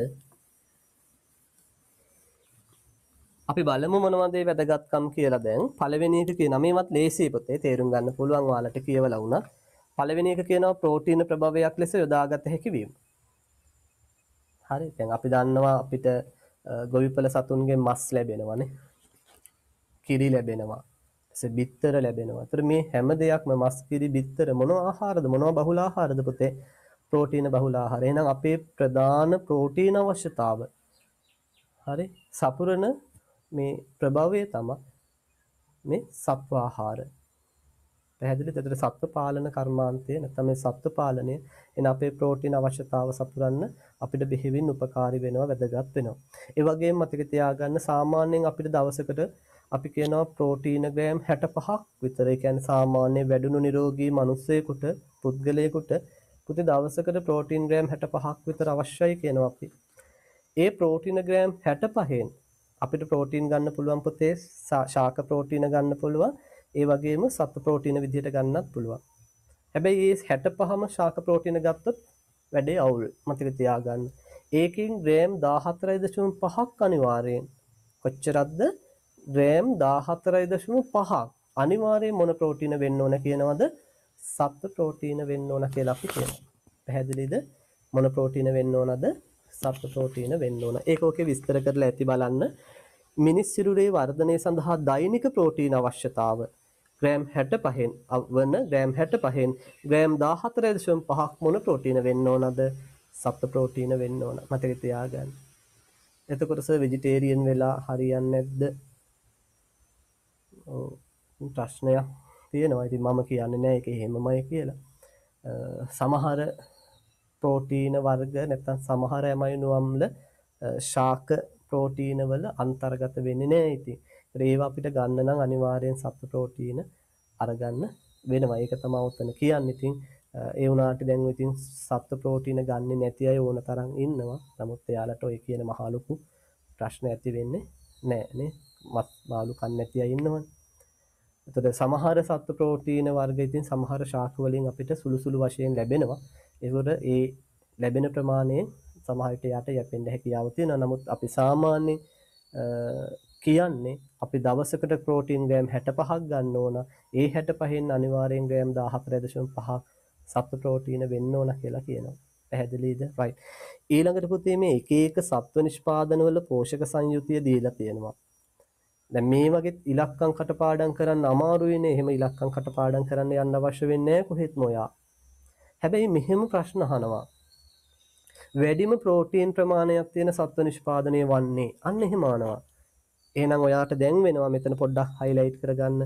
වැඩිම ප්‍රෝටීන් ප්‍රමාණයක් තියෙන සත්ත්ව නිෂ්පාදන මොනවද කියන එක. ඔයා බලාගෙන යන්න මොන වගේද වැඩිපුරම තියෙන්නේ පොතේ? නිෂ්පාදනයක් විදිහට ගත්තාම චීස් වල තමයි තියෙන්නේ. හරි. සත්ත්ව නිෂ්පාදන අතරින් වැඩිපුරම ප්‍රෝටීන තියෙන චීස් වල 127.9ක් විතර තියෙනවා කියලා අපි කියනවා.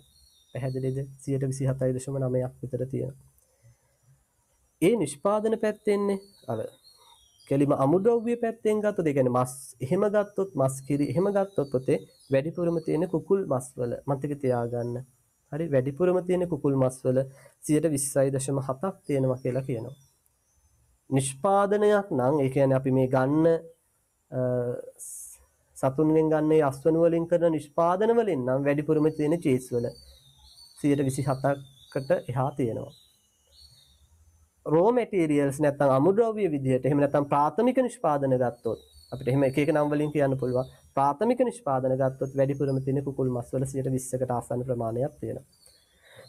පැහැදිලි නේද? right. ඒතර ඔන්න පළවෙනි එක කතා කළේ වැදගත්කම් වල ප්‍රෝටීන ප්‍රභාවයක් ලෙස යොදා ගන්න පුළුවන් කියන එක. ඊළඟට දෙවෙනි එක කියනවා පොතේ ආහාර සුරක්ෂිතතාව තහවුරු වීම. හරි. එතකොට රටේ ආහාර සුරක්ෂිතතාව කියන එක සාමාන්‍යයෙන් ඔයාලට මතක ඇති අපි පළවෙනි පාඩමේදී කතා කරනවා ඕනෑම පුද්ගලයෙකුට Tamanට අවශ්‍ය වෙලාවට Taman කැමති ආහාරයක් Tamanට අවශ්‍ය ප්‍රමාණයෙන් ඒ නියමිත ගුණාත්මයෙන් ලබා ගන්න තියෙන හැකියාවට අපි කියනවා ආහාර සුරක්ෂිතතාව food security කියලා අපි කියනවා.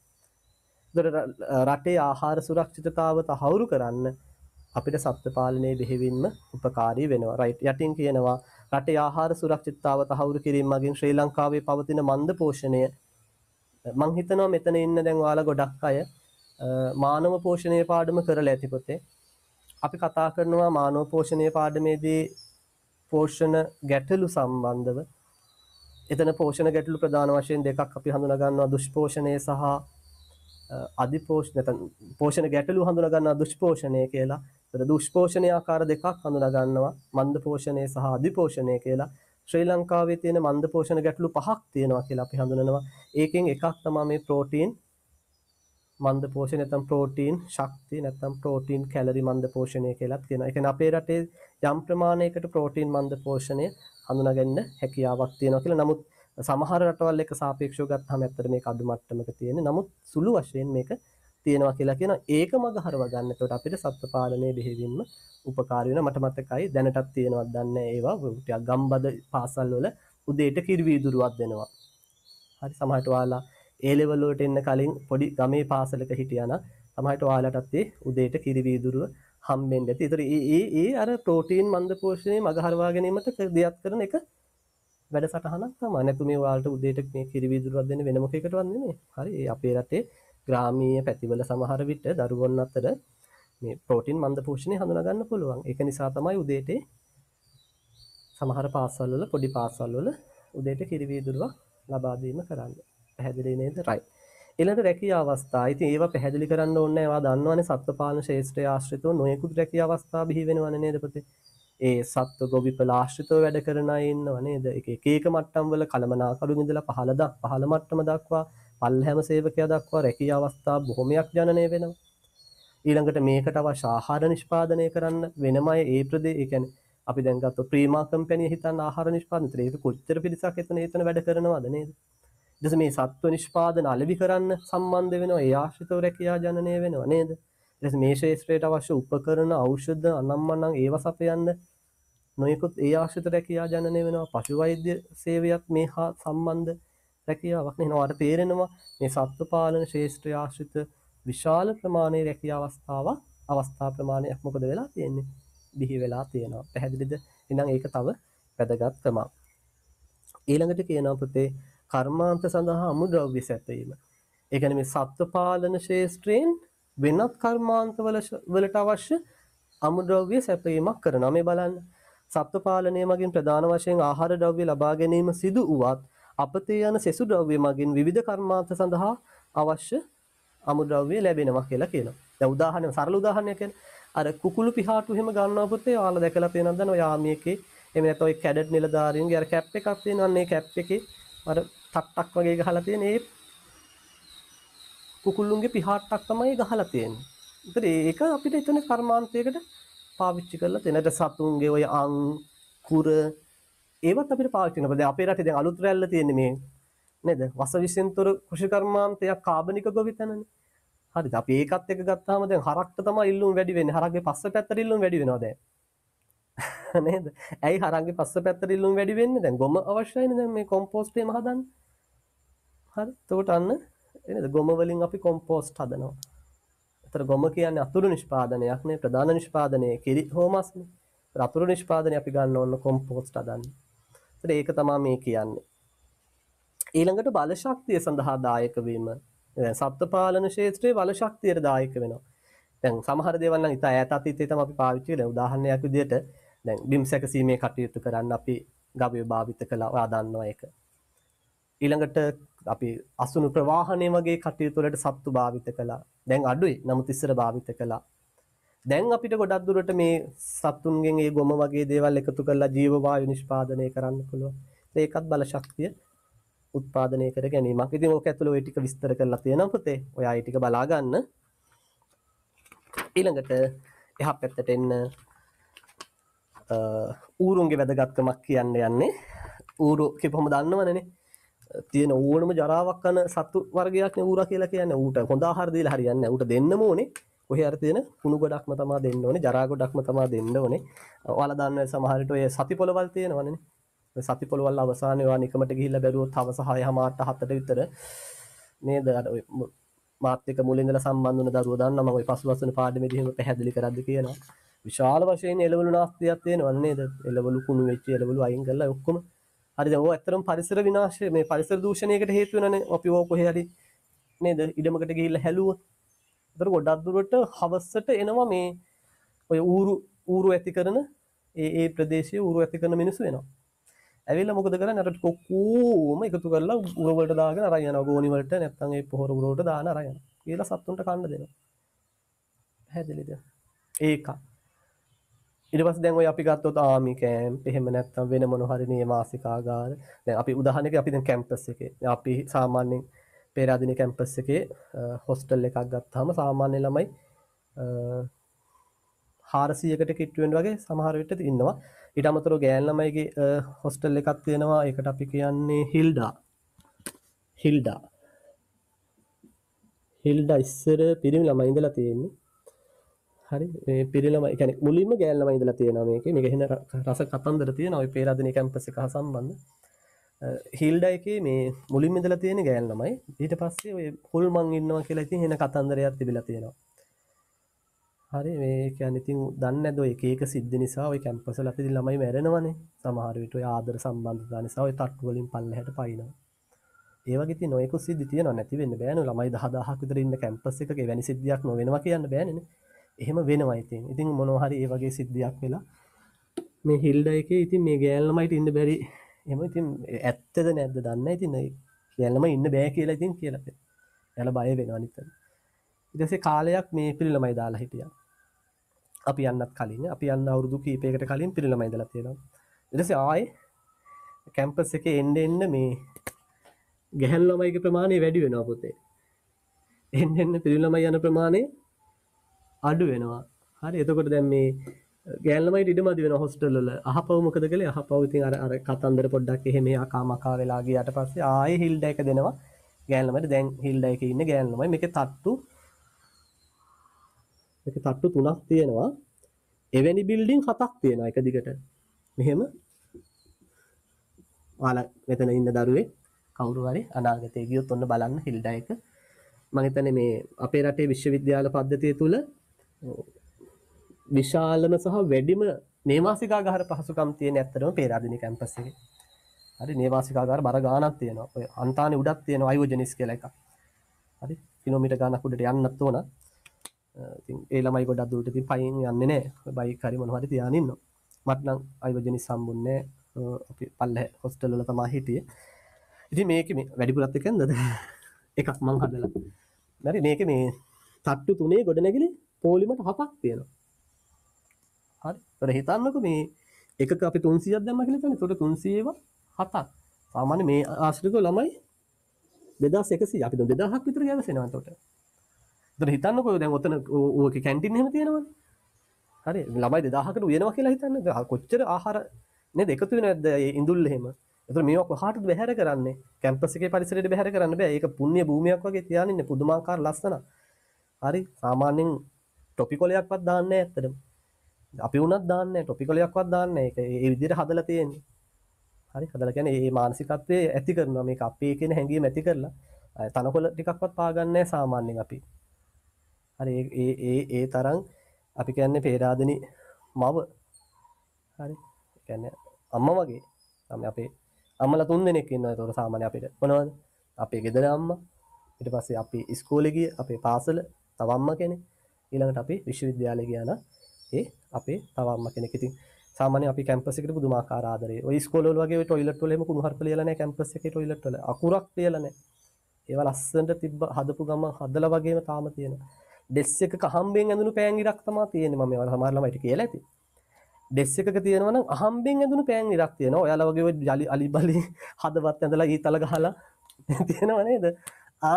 මම දැකලා තියෙනවා. හරි මෙහෙම ඇඳලා හරි ඕම ඇඳලා මේ පසාරු කරගෙන ගිහිල්ලා ලේ වැක්කිරිලා නේද? හදවත් හෙල් කරලා මාර අවුලක් වෙලා තියෙන මෙතන. ඔම තියෙනවා මේක ගහනවා. හරි මොන මගේ නම ලියන්න බෑ වෙන එකක් ගන්න. එන්නේ හරි මොනවා හරි ගහනවා. ගහලා තියෙනවා ඉතින් නේ. ඉතින් එක එක ඒවා සින්දු කවි ලියනවා. හරි තව ටිපෙක්ස් වලින් අඳිනවා. තව ඉතින් තියෙනවා මොනවද චුයින් ගම් කාලා යටපැත්තේ යලවනවා. මේ නැද්ද මේ නිකමට යටපැත්තේ අත තිබ්බොත් ඉවරයි චුයින් ගම්. එහෙම තියෙනවනේ ඉතින් කැම්පස් එකේ එහෙම නැහැ. හරි. මාර්කේ අහම්බෙන් ඇඳුණු පෑන් ඉරක් ඇඳෙන්න හිතාමතා ලියපු කිසි දෙයක් නැහැ. ඒ තැනට අපේ ඔළුව හැදෙනවා. එහෙනම් අපි එතන මෙහෙමයි එතනදී ඇත්තටම කැම්පස් යන්නේ යමක්කමත් තේරුම් ගන්න පුළුවන් දරුවෝ පිරිසක් නේ. ඒතකොට හැංගීම තියෙනවා කොහොමත්. මේක අපේ මේක මගේ කැම්පසේ මම දැන්ටත් ආඩම්බරෙන් කතා කරන්නේ ඒකනේ. හරි දැන් පේරාදෙණි කැම්පසේ මම පුදුමාකාර ආඩම්බරෙන් කතා කරනවා. හරි මේ ලංකාවේ තියෙන ලස්සනම විශ්වවිද්‍යාලය. හරි හොඳම විශ්වවිද්‍යාලය. ඔව් ඒ කියන්නේ එක ෆැකල්ටි යන පොඩි වෙනස්කම් තියෙන පුළුවන් හැබැයි දැන් මෙඩිසින් වලට නම් ඇත්තටම හොඳ අපි කියන කොළඹ යුනිවර්සිටි එක. හැබැයි දැන් අපි ඇග්‍රි නැත්තොත් agri management ATM agricultural technology and management තමයි ලංකාවේ තියෙන ඇග්‍රි ඩිග්‍රී වලින් හොඳම ඇග්‍රි ඩිග්‍රී එක සහ ඉහළම ඉසෙට් එකක් අවශ්‍ය වෙන්නේ. මගේ මේ ඊයේ පෙරේදා රත්නපුරේ දරුවෙක් කතා කරලා මට ඔය වගේ මේ ඔය ගෲප් වලින් සම්බන්ධ වෙලා හරි කතා කළේ ඒ ළමයා කිව්වා යාට පේරාදෙණි ඇග්‍රි මැනේජ්මන්ට් යන්න ඕන කියලා. මගෙන් ඇහුවා සාමාන්‍යයෙන් ඉසෙට් එක කීයක් විතර මේ රිසල්ට් එක කීයක් විතර වේවිද කියලා. එයා රත්නපුරේනේ මම ඇහුවා පුතේ වගේ දිස්ත්‍රික් එක කොහෙද කියලා. මම දන්නා දිස්ත්‍රික් අනුව වෙනස් වෙනවනේ. එයා රත්නපුරේ කියලා. මම රත්නපුරේ ලොකු අයිඩියා එකක් නැහැ. කුරුණෑගල නම් මම දන්නා 1.6ක් ඕන අනිවාර්යයෙන්. 6ක් හෝ ඊට වඩා වැඩිපුර ඕන. ඊට පස්සේ මම බැලුවා ටස් ගාලා මං ගාව තිබ්බා 2020 කැම්පස් පොත තියෙනවා. ඊට පස්සේ මම බැලුවා රත්නපුරෙන් යන්න 1.7ක් ඕන. ATM යන්න 7යි ගාණක් ඕන 1.7. 1.7යි ගාණක් කියන්නේ දැන් ඕක මනින්න තියෙන හොඳම දේ දැන් මගේ රිසල්ට් එක ඔයාලට නිකමට කිව්වොත් පම්පෝරියක් නෙමෙයි ඈ. මගේ රිසල්ට් එක ඔයාලට කිව්වොත් මෙතන මගේ මාත් එක්ක සමහර මුලින් ඉඳලා සම්බන්ධ වෙන ළමයි ඉන්නවනේ යාලා දන්නවා. මම කියලා තියෙනවා ඔයාලට. එතකොට ඇග්‍රි කලේ නෑ ඒක මතක තියාගන්න හරි. A level ඇග්‍රි කරලා නෑ. එතකොට මොනවද කළේ මතකත් නෑ. හරි කෙමිස්ට්‍රි හරි කෙමිස්ට්‍රි බයෝ ෆිසික්ස් නේ කළේ. හරි. ඒතර ඔන්න ඔහොමනේ රිසල්ට් එක තිබුණේ. A B B හරි. එතකොට දැන් A රිසල්ට් එක තිබිලා මට තිබුණේ 1.7කට කිට්ටු මට හරියට මතක නැහැ 1.7යි ගාණක් තිබුණේ. ඕ 6යි ගාණක් වගේ. ඒ ආසන්න 7ට ආසන්න ගොඩක් ආසන්න ඉලක්කමක් තමයි තිබුණේ. 6යි 8ක් හරි ඒ වගේ එකක් තිබුණේ. අපි ආසන්න 1.7යි කළේ. එතකොට දැන් හිතන්න මේ මට්ටමේ රිසල්ට් එකක් තියෙන්න ඕන මේක ගන්න. ඒ කියන්නේ රත්නපුරේ ළමේ පේරාදෙණි ඇග්‍රි මැනේජ්මන්ට් යන්න ආසන්නව මෙහෙම රිසල්ට් එකක් තියෙන්න ඕන. හරි. ආසන්නවම රිසල්ට් එකක් තියෙන්න ඕන. එතකොට දැන් එයා ඇග්‍රි සයන්ස් කරන්නේ. ඇග්‍රි සයන්ස් කරනවා කියලා කෙනවා දන්නවා ෆිසික්ස් සහ සයන්ස් සංසන්දනය කළොත් ෆිසික්ස් ගොඩක් උඩින් තියෙන්නේ. ඒ කියන්නේ සාමාන්‍යයෙන් ඇග්‍රි වලින් ගන්න B එකයි ෆිසික්ස් වලින් ගන්න S එකයි තමයි සංසන්දනය වෙන්නේ සමහර විට. හරි. එහෙම නැත්නම් ෆිසික්ස් වල C එකට වගේ ඊටත් සමහරට S එකට සංසන්දනය වෙනවා. ඒක ඇත්ත කාරණයක්. ෆිසික්ස් අමාරුයි. මම කරපු මිනිස්සයනේ මම දන්නවා. හරි. අමාරුයි. ගොඩක් ෆේල් වෙනවා. හරි. බහුතරයක් ෆේල් වෙනවා ෆිසික්ස්. කෙමිස්ට්‍රිත් එහෙම තමයි ඉතින්. සමහරට ෆිසික්ස් වලට වඩා සමහර අවුරුද්දවල කෙමිස්ට්‍රි ෆේල් වෙනවා. ගොඩක් මැත්ස් කරන දරුවෝ එහෙම කෙමිස්ට්‍රි ගොඩක් දුරට ඩවුන් වෙනවා. ඒක පාඩම් කරන්න එහෙමත් තියෙන නිසා. ඉතින් මෙහෙම රිසල්ට් එකක් ගන්න ඕන සාමාන්‍ය මම නිකමට කියන රත්නපුරේ නම් කැම්පස් යන්න. එතකොට දැන් ඇග්‍රි සයන්ස් කරන දරුවෙක්ට පේරාදෙනිය යන්න නම් එයා අනිවාර්යෙන් ඇග්‍රි වලට එකක් ගන්න වෙනවා. එයා අනිවාර්යෙන් ඇග්‍රි වලට එකක් ගන්න ඕනේ නැත්නම් එයාට බෑ. එයා අනිවාර්යෙන් ඇග්‍රි වලට එකක්, බයෝ වලට B එකක්, කෙමිස්ට්‍රි වලටත් B එකක් හෝ B එකට කිට්ටු C එකක්. මම එහෙම කියන්නම්. කෙමිස්ට්‍රි වලටත් B එකක් හෝ B එකට කිට්ටු C එකක්වත් යන්න ඕන.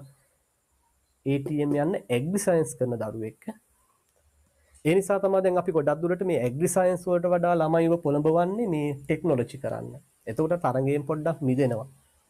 හරි. ආපහු ඩිග්‍රී ගොඩක් දුරට එක සමාන මට්ටමට තියෙන ඩිග්‍රී තමයි හම්බ වෙන්නේ. අර BSc කියන එක හම්බ වෙන්නේ නැහැ. BBST කියන එක තමයි හම්බ වෙන්නේ. Bachelor of Science හම්බ වෙන්නේ නැහැ. එතකොට එතන පොඩි පිළිගැනීමේදී පොඩි අඩුවක් තියෙනවා. BSc එක තමයි ඉතින් ලෝකේ වැඩිපුරම පිළිගැනීමක් තියෙන්නේ. එතකොට BSc ගන්න ඉතින් සයන්ස් කරන්න ඕන. BSc එකට වඩා ටිකක් පල්ලෙහැ ඩිග්‍රී එකක් තමයි හම්බෙන්නේ. ඒක අපි BBST හෝ BET මං හිතන්නේ ඒ විදිහට වෙන්නේ නැති. ඒ වගේ නම් දාලා තියෙන ET කරන අයටත් එක්ක. හරි. එයාලගේ BET Bachelor of Engineering Technology අරක BBST Bachelor of Biosystem Technology. ඒතර සයන්ස් කරපු අයට BSc Bachelor of Science කියන්නේ විද්‍යාවේදී උපාධිය කියන එක තමයි හම්බ වෙන්නේ. ඉතින් මම මේ ඔයාට කියන්න හදන්නේ මෙතන ඉන්නවා නම් අපේ සයන්ස් කරන දරුවෝ ඔයා බලාපොරොත්තු වෙනවා නම් පේරාදෙනි ඇග්‍රි මැනේජ්මන්ට් යන්න ඔයා හොඳට මහන්සි වෙන්න ඕන. පොඩ්ඩක් මහන්සි වෙලා බෑ. මොකද ඔයාට තරංගයේ තියෙනවා ෆිසික්ස් කරන දරුවොත් එක. ඒකයි උතන තියෙන ගැටලුව. මම ඊළඟට මෙහෙමයි මේවා කිව්වහම ඔයාලා බය වෙන්න එපා. අපිට බැරි වෙයිද කියලා. බැරි නෑ. හරි. මහන්සි වෙන්න. දැන් අපේ ෆැකල්ටියේ ළමයි 180කට 200යි බැච් එක නමුත් 200ක් හිටියේ නෑ. 180 ගානක් හෝ 90කට කිට්ටු වෙන්න හිටියා. හැබැයි ඕකෙන් ඇග්‍රි සයන්ස් කරලා ආපු අය හිටියේ 10කට අඩු ප්‍රමාණයක්. හරි. ඒ 180 කියලා හිතන්නකෝ. ඒ 180 වෙන් 170කට එහා ප්‍රමාණයක් හිටියේ ෆිසික්ස් කරලා ආපු අය. ඒ කියන්නේ ඇත්තටම පේරාදෙණිය ඇග්‍රි මැනේජ්මන්ට් වලට එන්නේ ගොඩක් දුරට ෆිසික්ස් කරපු දරුවෝ ඇග්‍රි වල ලංකාවේ හොඳම රිසල්ට් දාපු ළමයි ටික තමයි ඉන්නේ. අපේ හිටියා මේ ඇග්‍රි කරලා ඒ 3යි. හරි. මොකද ඒ ඇග්‍රි කලේ කියලාත් පස්සේ අපි ඇහුවා. ඒ බයෝ වලටත් ඒ අරන් කෙමිස්ට්‍රි වලටත් ඒ අරන් ඇග්‍රි වලටත් ඒ අරන්. ඔකට මෙඩිසින් යන්න තිබ්බා. ෆිසික්ස් කළා නම්. හරි. කියන්නේ ෆිසික්ස් වලට කොහොම හරි B එකක් හරි දාගත්තා නේ. ඒ දෙකයි B එකයි කියන්නේ කැම්පස් යන්න. මේ අනිවාර්යෙන් මෙඩිසින් යන්න පුළුවන්. හරි. ඉතින් ඌ මන්ද බයටද මන්ද ඌ ඇග්‍රි කරලා තිබුණේ. ඒ තුනක් දාලා හරි කැම්පස් එකට ආවේ. ඉතින් ඒ වගේ ඉන්නවා. ඒ වගේ මට්ටමට ඔයා වැඩ කරන්න ඕන. මෙතන ඉන්නවා නම් සයන්ස් කරන මම දන්න අය ඉන්නවා. ඊට අමතරව තව සම්බන්ධ වෙලා ඉන්නවා නම් ඔන්න ඔයාට මම කියන්නේ ඔයාගේ බලාපොරොත්තුවක් වෙනවා නම් පේරාදෙණිය ඇග්‍රි මැනේජ්මන්ට් යන්න ඔයාට ගොඩක් වැඩ කරන්න වෙනවා. ඔයාට ෆිසික්ස් කරන ළමයි එක්ක තරඟයක් තියෙනවා එතනදී. හැබැයි එතනින් පල්ලෙහාට එනකොට ගැටලුවක් නැහැ. වයඹට යන්න, රුහුණට යන්න, සබරගමුවට යන්න, රජරටට යන්න, නැගෙනහිර යන්න, යාපනයේ යන්න, ඌවවෙල්ලස්ස යන්න ඕන තරම් පාඨමාලා තියෙනවා. හරි. ඇග්‍රි සයන්ස් කරලා S3 දාන්නකෝ මොකක් හරි එකකට පැන ගන්න පුළුවන්. හරි S3 දාලා මට කතා කරන්නකෝ මොකක් හරි එකකට තල්ලු කරලා දෙන්නම් මම බලලා. හැබැයි සබ්ජෙක්ට් උනම පාස් කරගන්න. මොකක් හරි එකකට තල්ලු වෙන්න පුළුවන්. හරි. පැහැදිලිද? හැබැයි ඉතින් අපි ටාගට් එකක් තියාගන්න ඕනේ හොඳ කැම්පස් එකක් තෝරගන්න. හොඳ පාඨමාලාවක් තෝරගන්න. හොඳ ඉල්ලුමක් තියෙන පාඨමාලාවක් තෝරගන්න. ඒතකොට තමයි අපිට අනාගතයේ හොඳ ජොබ් එකක් ගන්න පුළුවන් වෙන්නේ. ඉතින් ඒකට නම් ඔයා ටිකක් අන්න මහන්සි වෙලා වැඩ කරන්න අවශ්‍ය වෙනවා. පැහැදිලි නේද? රයිට්. ඉන්නවද මෙතන සයන්ස් කරන දරුවෝ අපේ? ඇති නේද? මම දන්න කීප දෙනෙක් ඉන්නවා. දන්න එක්කෙනෙක් ඉන්නවා. අනිත් අය නම් කොහොමද දන්නේ නැනේ. ගොඩක් අය ටෙක්නොලොජි කරන්නේ. මම දන්න මෙතන ඉන්න ගොඩක් අය ටෙක්නොලොජි කරන්නේ. ආර්ට් කරන අයත් දන්න දෙන්නෙක් විතර ඉන්නවා මම හිතන්නේ. අනිත් අය ගොඩක් අය ටෙක්නොලොජි කරන්නේ. ඒතකොට ටෙක්නොලොජි කරන අයට ඇත්තටම chance එකක් තියෙනවා. එයාලට ඔය කියන තරංගය අඩුයි. එයාලට වෙන විෂය ධාරා වලින් තරංගයක් නැහැනේ. ඔය ඇග්‍රි සයන්ස් වල තියෙන ප්‍රශ්නේ අර මං කිව්වේ ෆිසික්ස් කරන දරුවන්ගෙන් තරංගයක් තියෙනවා. හැබැයි ඉතින් ඔයාට ෆිසික්ස් කරන්න බැරි නම් ඉතින් වෙන විකල්පයක් නැහැනේ. ඒකට ඔයාට ඇග්‍රි කරන්න වෙනවා. ඒතර ATM සිහිනේ agriculture technology management Peradeniya සිහිනේ සමහර විට බොඳ වුණත් ගැටලුවක් නැහැ ඉතින්. වයඹ ඒ වගේ අඩුයි පුතේ. වයඹ සාමාන්‍ය 1.3. රුහුණට යනකොට 1.2 3. හරි. ඒවා දිස්ත්‍රික් අනුව ඉතින් ටික ටික වෙනස් වෙන්න පුළුවන්. දැන් සාමාන්‍ය ඔය නැගෙනහිර දිහාට 0.67 ඒ වගේ යන්න පුළුවන්. 0.67ටත් යන්න පුළුවන්. ඒත් 0.67 සාමාන්‍ය සෙට් වෙනවා. S3ට නැත්තම් C1යි S2කට වගේ. ඔයාට ඇග්‍රි වලට C1ක් ගන්න බැරි කමක් නැහැනේ. ඔයාට ඇග්‍රි වලට C1ක් B1ක් අනිවාර්යෙන් පුළුවන් වෙනවා. මොකද ඔයා ඇග්‍රි වලට C1ක් වත් යන්නේ නැහැ කියන්නේ බොහෝ දුරට ඔය අනිත් දෙක ඩවුන් වෙනවා. අත්දැකීමෙන් කියන්නේ හිත රිද්දනවා නෙමෙයි. මෙතන කවුරු හරි ඉන්නවනම් සයන්ස් කරන අපහු කියන්නේ අත්දැකීමෙන් කියන්නේ ඔයාට ඇග්‍රි වලට ඔයා C1ක් B1ක් ගන්න නැත්නම් බොහෝ දුරට ඔයාගේ අනිත් දෙක ඩවුන් වෙනවා. හරි. සර් මාරයින සර් ඔහොම කියන්න එපා සර් ලැජ්ජ නැද්ද? එහෙම නැත්නම් සර්ට මේ සර්ගේ කට වහවදී නෑ එහෙම නෙමෙයි මම මේ කියන්නේ මම මේ අවුරුදු ගානක් දැන් අවුරුදු ගානක් කියන්නේ අවුරුදු 20ක් තියන්නේ නෑ මටත් වයස අවුරුදු 30කට චුට්ටක් විතර තමයි වැඩි අත්දැකීම් තියෙන අවුරුදු 7ක් විතර නමුත් ඒ අවුරුදු 7 තුල මම දැකලා තියෙනවා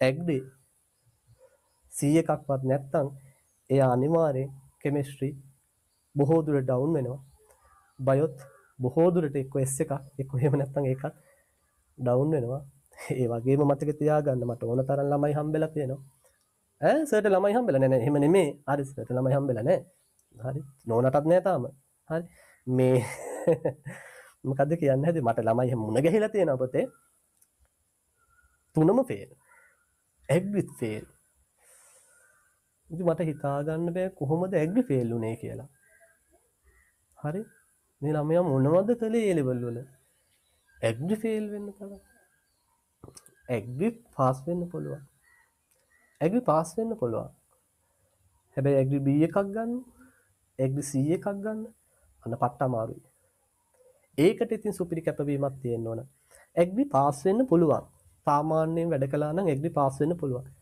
එතකොට එහෙමනම් අර ෆේල් වෙන එක ඌ මන්ද බුද්ධිකද එහෙම වෙන්න ඕන නැත්තම් ඌ ෆේල් වෙන්නේ නැහැ හරි ඇග්‍රි වගේ ඒක විතරක් නෙමෙයි සිංහල ෆේල් වෙනුනුත් ඉන්නවා ආර්ට්වල බලන්නකො ඉස්කෝලේ දැන් රිසල්ට් ෂීට් එකක් දාපුවම ගිහිල්ලා බලන්නකො අප්පා සිංහලත් ෆේල් මීඩියත් ෆේල් පොලිටිකලුත් ෆේල් දැන් සමහර උන් ඉන්නවා පුතේ සංගීතත් ෆේල් දැන් ඕක සංගීත කරන්න යන්නේ ඕකට සංගීත පුළුවන් නිසා ඒක සංගීතත් ෆේල් දැන් එහෙමනේ නේ දැන් මම සංගීත කරන්න යනවා කියලා හිතන්න මම A level subject එකට සාමාන්‍යයෙන් ඒ වගේ විෂයන් කරන්නේ ඌට පුළුවන් නිසා ඒකත් ෆේල් දැන් හිතා ගන්නකො මොනුන්ද කියලා හරි එහෙම ළමයිනුත් ඉන්නවා ඉතින් ඒ අර වැඩ කරන්නේ නැහැ ඉතින් වැඩ කරන්නේ නැති වුණොත් ඉතින් ෆේල් වෙලාම යනවා ඉතින් ඒක නිසා මතක තියාගන්න ඔයා සාමාන්‍ය වැඩ කළොත් ඔයාට S එකක් ගන්න පුළුවන් මම ඒක නොබියව කියනවා හැබැයි ඔයා ටාගට් කරන්න ඕනේ S එක නෙමෙයි ඔයා ටාගට් කරන්න ඕනේ ඒකනේ හරි ඒකකට යන්න නම් පුදුමාකාර කැපවීමෙන් වැඩ කරන්න අවශ්‍ය වෙනවා එහෙම නැතුව නම් ඒකක් ගන්න බෑ නිකන් ඉඳලා පැහැදිලිද රයිට් මොනවද කතා කළේ රයිට් ඌරු ගැන කතා කළේනේ කියපු දොරක් හරි මම නැවත එන්නම් අර හොස්ටල් වලට එහෙනේ පටන් ගත්තේ හරි දැන් මම කියන්න හැදුවේ පුතේ හොස්ටල් වෙන්න පුළුවන් එහෙම නැත්නම් නේවාසිකාගාර වෙන්න පුළුවන් සමහරවිට රෝහල් වෙන්න පුළුවන් රෝහල් වලත් ලෙඩුන්ට උයනවනේ විශාල වශයෙන් කෑමනේ එහෙම නැත්නම් හමුදා ඒ කැම්ප් වගේ දේවල් නේද හමුදාවේ සොල්දාදුව නේද දහස් ගණන් සමහරට ඉන්නවනේ ඒතර යාළට කෑම උයනවා ඒතර මේ වගේ තැන් වලින් විශාල වශයෙන් අර ඉතිරි වෙන කෑම එහෙම අයින් කරනවනේ ඒතර මේවා අපේ පරිසරයට මුදා හැරියොත්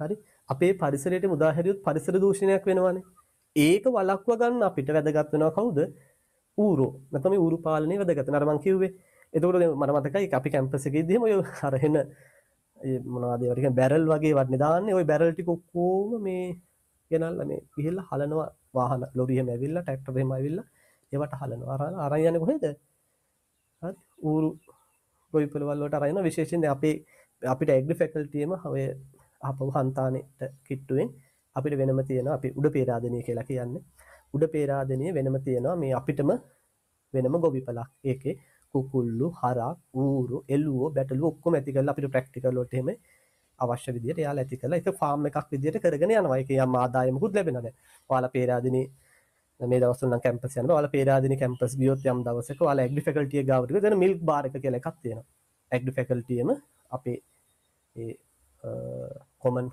හෝල් එක එහෙම නැත්තම් එතන අර ඇඩ්මිනිස්ට්‍රේටිව් බිල්ඩින් එක කියලා අපි කියන්නේ පරිපාලන ගොඩනැගිල්ලේත් එක්ක මෙතන තියෙනවා මිල්ක් බාර් එක. ඒතකොට මේ මිල්ක් බාර් එකේ සියලු නිෂ්පාදන වලට අවශ්‍ය කිරි එන්නේ ඒ ගොවිපලෙන්ම තමයි. ඒක අපේ ඇනිමල් සයන්ස් ඩිපාර්ට්මන්ට් එකෙන් තමයි කරගෙන යන්නේ. හරිද?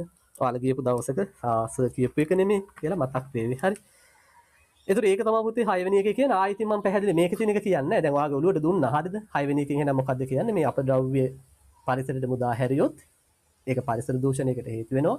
ඒක වළක්වා ගන්න අපිට ඌරු පාලනේ වැදගත් වෙනවා. අපිට ඌරුන්ගේ ආහාර විදිහට දේවල් ලබා දෙන්න පුළුවන්. ඊළඟට විදේශ විනිමය රට තුල ඉතිරි කර ගැනීම. දැන් මම ඔයාලට කිව්වා මේකේ මුලදීම අපි විශාල මුදල් ප්‍රමාණයක් පිටරටට දෙනවා.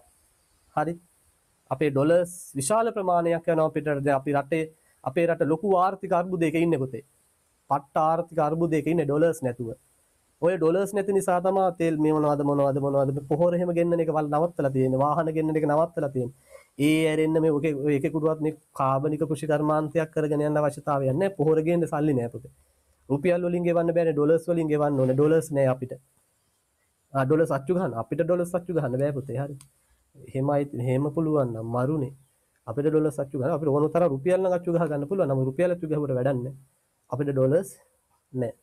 මතක තියාගන්න මේ ජාත්‍යන්තර වෙළඳාමේදී මුදල් ගනුදෙනුව වෙන්නේ ඩොලර්ස් වලින්. අපි ඩොලර්ස් වලින් ගෙවන්න ඕනේ. අපිට ඩොලර්ස් නෑ දැන්. අපිට ඩොලර්ස් එන්නේ අපේ සංචාරක කර්මාන්තේ ඩවුන්. බිඳුවයි දැන් සංචාරක කර්මාන්තේනේ. බිඳුවටම බහැලානේ. නෑනේ එන්නේ නෑනේ. එන්න බෑනේ. ගෙන්නලත් බෑනේ. ගෙන්නලත් ඔය පහුගිය කාලේ උනේ නේද? අර කොහෙන්ද හොරවල් ටිකක් ඇවිල්ලා. එතකොට අපේ මැද පෙරදිග අය බහුතරයක් අහපව ඇවිල්ලා ඉන්නේ. නේද? භාගයක් මෙහාට ඇවිල්ලා ඉන්නේ. ලැබෙන ආදායම භාගයක් අඩු වෙලා අපිට ඩොලර්ස් නැහැ. ඩොලර්ස් සිගයක් රටේ තියෙන්නේ. ඉතින් ඒක නිසා අපිට වාහන ගෙන්න ගන්න විදිහක් නැහැ දැන් මේ වෙලාවේ. ඒක තමයි හේතුව. නැතු මේ රටේ වාහන වැඩි ඔය එක කතන්දරයක් වන්නේ මේ ඩොලර්ස් නැහැ පුතේ. කාබනික කෘෂි කර්මාන්තයට යන්න අවශ්‍යතාවය නෙමෙයි තියෙන්නේ. ඩොලර්ස් නැහැ රසායනික පොහොර ගේන්න. ඒ නිසා පොහොර ගේන එක නවත්තලා ඒක කියන්නේ නැතුව ඉන්නවා. හරි. ඒ ඩොලර්ස් නැති කතන්දරේ කියන්නේ නැහැ මෙයාලා. එයාලා වෙන මොනවා හරි අපි මිනිස්සුන්ට වසවිස කවන්න හොඳ නැහැ. අපි වසවිසෙන් තොර ආහාර හදමු. එකපාර මේ ගහෙන් ගෙඩි එන්න වගේ වසවිසෙන් තොර ආහාර කවන්න අපිට පුදුමාකාර ලෙන්ගතුකමක් ඇති වෙලා අපේ ආණ්ඩුවට. නේද? ඒවා කතන්දර විතරයි. ඌවා බොරු වැඩ. හරි. ඔය ඩොලර්ස් ටිකක් හම්බුන ගමන් අහපව් ගේන්න ගනි. කොහෙන් හරි ණයට හරිනේ. අපි බංග්ලාදේශෙනුත් ණය ගත්තනේ. අනේ අපේ මන්දා. තව සෝමාලියාවයි ඉතියෝපියාවයි විතරයි අපිට ඉතිරි වෙලා තියෙන්නේ. ණය ගන්න අපි බංග්ලාදේශෙනුත් තරම් තියෙන්නේ. දැන් පාකිස්තානෙනුත් ඉල්ලනවලු. බලුකිස්තානෙනුත් ඉල්ලයිද දන්නේ නැහැ. හරි. ඒතර මේ විදේශ විනිමය රට තුළ ඉතිරි කරගන්න. අපි විශේෂයෙන් අපිට මේ ඒ ආනයන සීමා කරනවා නම් හරි ඕක. අපි කිරිපිටි හැම ඒවයේ පුළුවන් තරම් මොකද කරන්නේ? සීමා කරනවා. ඒතර අපේ රටේ මුදල් පිටරටට යන එක නවතිනවා. ඒ වගේම අපි අපේ රටේ නිෂ්පාදනය ඒතකොට ඒත් එක්ක වැඩි දියුණු කිරීමක් කරන්න ඕන. ඊළඟට ආන්තික ඉඩම්. ආන්තික ඉඩ අපි මාර්ජිනල් ලෑන්ඩ්ස් කියලා කියනවා දරුවනේ. ආන්තික ඉඩම් කියන්නේ සාමාන්‍ය අපිට ඔය වගා කටයුතු සඳහා භාවිත කරන්න බැරි ඉඩම් කියලා අපි කියනවා. හරි විශේෂයෙන් ආන්තික තේ ඉඩම් කියලා තියෙනවා. ඒ කියන්නේ තේ වගාවලට පරිබාහිරව ඒ ආශ්‍රිතව තියෙනවා ඉඩම් ඒවා වගාවට සුදුසු නෑ. එවැනි වගාවල අපිට එක්ක සත්ව පාලනයක් කරන්න පුළුවන්. එහෙම නැත්නම් ඒ සතුන්ට අවශ්‍ය තෘණ වගේ දේවල් වගා කිරීමට අපිට යොදා ගන්න පුළුවන් කියලා කියනවා. පැහැදිලිද? ඒතර අපි මේ කතා කළේ සත්ව පාලන ශාස්ත්‍රයේ තියෙන වැදගත්කම් ටික. ඔයාලට මේක රචනා ප්‍රශ්නයකදී සමහර විට එන්න පුළුවන්. ඒ නිසා ඔයා මේ කරුණු 8 ඔයා පාඩම් කරලා විස්තර කරන්න. ඔයා දන්නවා දැන් ඔයා ලොකු ළමයෙක්. ඔයා විභාගයට යන්න ඔන්න මෙන්න ඉන්නේ. ඔයා රචනා පේපර් එකේ උත්තර ලියන විදිය දන්නවා. අපි කරුණ ලියලා අනිවාර්යෙන් පැහැදිලි කිරීම දෙන්න ඕන. සම්පූර්ණ ලකුණ අපි අරගන්න නම්. ඒක නිසා මේ කරුණු ටිකයි මේ පැහැදිලි කිරීම ටිකයි හොඳට පාඩම් කරලා තියාගන්න. සමහරට රචනා පේපර් එකේ ඔයාලට ප්‍රශ්නයක් විදිහට මේක එන්න පුළුවන්. පැහැදිලිද? හරි. ඊළඟට අපිට කතා කරන්න තියෙන අපතේ ශ්‍රී ලංකාවේ සත්ව කර්මාන්තය නැත්නම් සත්ව පාලන කියන වචනේ මිස් වෙලා තියෙන උතන සත්ව පාලන කර්මාන්තයට ඇති විභවය. ඒ කියන්නේ අපේ රටේ සත්ව පාලන කර්මාන්තය තව දියුණු කරන්න අපිට හැකියාවක් තියෙනවද? අපිට ඒකට ඉඩ ප්‍රස්තාවක් තියෙනවද? හරි ඒක තමයි දැන් අපි කතා කරන්න යන්නේ චුට්ටක්. අපි ඒකත් පොඩ්ඩක් බලමු. අවශ්‍ය කරුණු කාරණා සියල්ල ටියුට් එකේ දීලා තියෙනවා. අවශ්‍ය වෙන්නේ කරුණු ටික තේරුම් ගන්න එක විතරයි. මේ බලන්න මේවත් තේරුම් ගන්න අමාරු නෑ. පළවෙනි එක කියනවා පොතේ ගව, එළු, කුකුළු, ඌරු ආදී ගොවිපළ සත්ත්ව විශේෂයන්හි දේශීය එතන තමයි වැදගත්කම තියෙන අපේ රටේ පරිසරයට ගැලපෙන සත්ත්ව ආකාරය ඉන්නවා. ඒ කියන්නේ ගවයන්ගේ, එළුවන්ගේ, ඌරන්ගේ මේ හැමෝගෙම අපේ රටේ පරිසර තත්ත්වයට ගැලපෙන ආකාරය ඉන්නවා. සහ එයාලා අපිට තව නේද වෙනත් යුරෝපීය වෙන්න පුළුවන්. අපි ඊළඟ මාතෘකාවේ කතා කරන ඔය ටික ඉන්දිය ගවයෝ එක්ක අපිට දෙමුහුම් කරලා අලුත් වර්ග නැත්නම් අලුත් ප්‍රභේද හදාගන්නත් හැකියාව තියෙනවා. ඒක තමයි පුතේ ඔය පළවෙනි කාරණේ වාට කියලා තියෙන්නේ. ඊළඟ දෙවෙනි එක කියනවා සත්ව පාලනය සඳහා භාවිත කළ හැකි ඉඩම් තියෙනවා. දැන් අපි අර කලින් ඒකේ 8 වෙනි කරුණේදීත් කිව්වේ එහෙම එකක් නෙනේ. අපිට ආන්තික තේ ඉඩම් වගේ දේවල් භාවිත කරන්න පුළුවන් සත්ව පාලනය කරන්න. හරිද? එතකොට මේකේ මෙහෙමයි දැන් පැහැදිලි කිරීම තියෙනවා උදාහරණ විදිහට දීලා මම කියවන්න ඕනද? උඩරට කඳුකරේ තේ හරි ඒක කිව්වනේ. ඊට පස්සේ වියලි කලාපීය ප්‍රදේශවල ඇති විල්ලු දන්නවනේ දර තෙත් භූමි තියෙන්නේ. අපි දර ජල ප්‍රභව පාඩමේදී නැත්නම් ජල ප්‍රභව කොටසේදී මතු පිට ජල ප්‍රභවයක් විදිහට අපි කතා කරනවා විල්ලු. එතකොට ඒ ආශ්‍රිතව ගොඩක් ඔය නේද තෘණ භූමි එහෙම තියෙනවා. එතකොට මේවා වියලි කලාපීය තෘණ බීම් එතකොට ඒ ආශ්‍රිතව අපිට සත්තු ඇති කිරීමේ හැකියාවක් වෙනවා. විශේෂයෙන් නිදැලි ක්‍රමයට අපිට සත්තු ඇති කරන්න පුළුවන්. ඊළඟට පොල් ත්‍රිකෝණේ පොල් වගා යටතේ අපිට සත්තු ඇති කරන්න පුළුවන්. ඒක දීලා තියෙනවා. ඊළඟට සත්ව ආහාර සුලභව තියෙනවා. අපේ රට කෘෂිකාර්මික රටක් පුතේ. එතකොට කෘෂි කර්මාන්තයේ අතුරුඵල බොහොමයක් සත්ව ආහාර විදිහට අපිට පාවිච්චි කරන්න පුළුවන්. උදාහරණයක් විදිහට පිදුරු නේද? ඊට පස්සේ ඔය රනිල ශාක කොටස් වගේ දේවල් නේද? ඊට අමතරව දැන් අපි ගත්තොත් ඔය උක්කර්මාන්තයේ ඔයා දන්නවා සීනි හදනකොට එන අතුරුඵලයක් තියෙනවා මොලැසස් කියලා අපි ඒකට කියන්න පුතේ. අහලා ඇති ඔයා මොකද්ද? මොලැසස්. මේක ශක්ති ප්‍රභවයක් නැත්නම් ශක්ති පරිපූරක ආහාරයක් විදිහට පාවිච්චි කරන්නත් පුළුවන්. එතකොට අපි ඉස්සරහට සත්ව ආහාර ගැන වෙනම කතා කරනවා මේ පාඩමේ. ඔව්. මේ පාඩමේ කතා කරන මේ පාඩම ඉවරනේ සත්ව ආහාර වලින්. ඊට පස්සේ ඊළඟ මේ ටියුට් එක ඊළඟ ටියුට් එක පටන් ගන්නෙ ඒකේ තියෙනවා සත්ව ආහාර වල චුටි කැලක් ඉතුරු වුණා. තෘණ සංරක්ෂණය කියන කොටස ඊළඟ ටියුට් එකේ තියෙනවා. ඒතර තෘණ සංරක්ෂණයෙන් පස්සේ අපිට තියෙනවා ගව පාලනය. ඊට පස්සේ ඒතර ඒකේ ගව පාලනය කොටස සම්පූර්ණයෙන් දාලා තියෙනවා. තෘණ සංරක්ෂණය සහ ගව පාලනයේ සම්පූර්ණ කොටස. තුන්වෙනි ටියුට් එකේ සම්පූර්ණයෙන්ම කුකුළු පාලනය කොටස. හරි.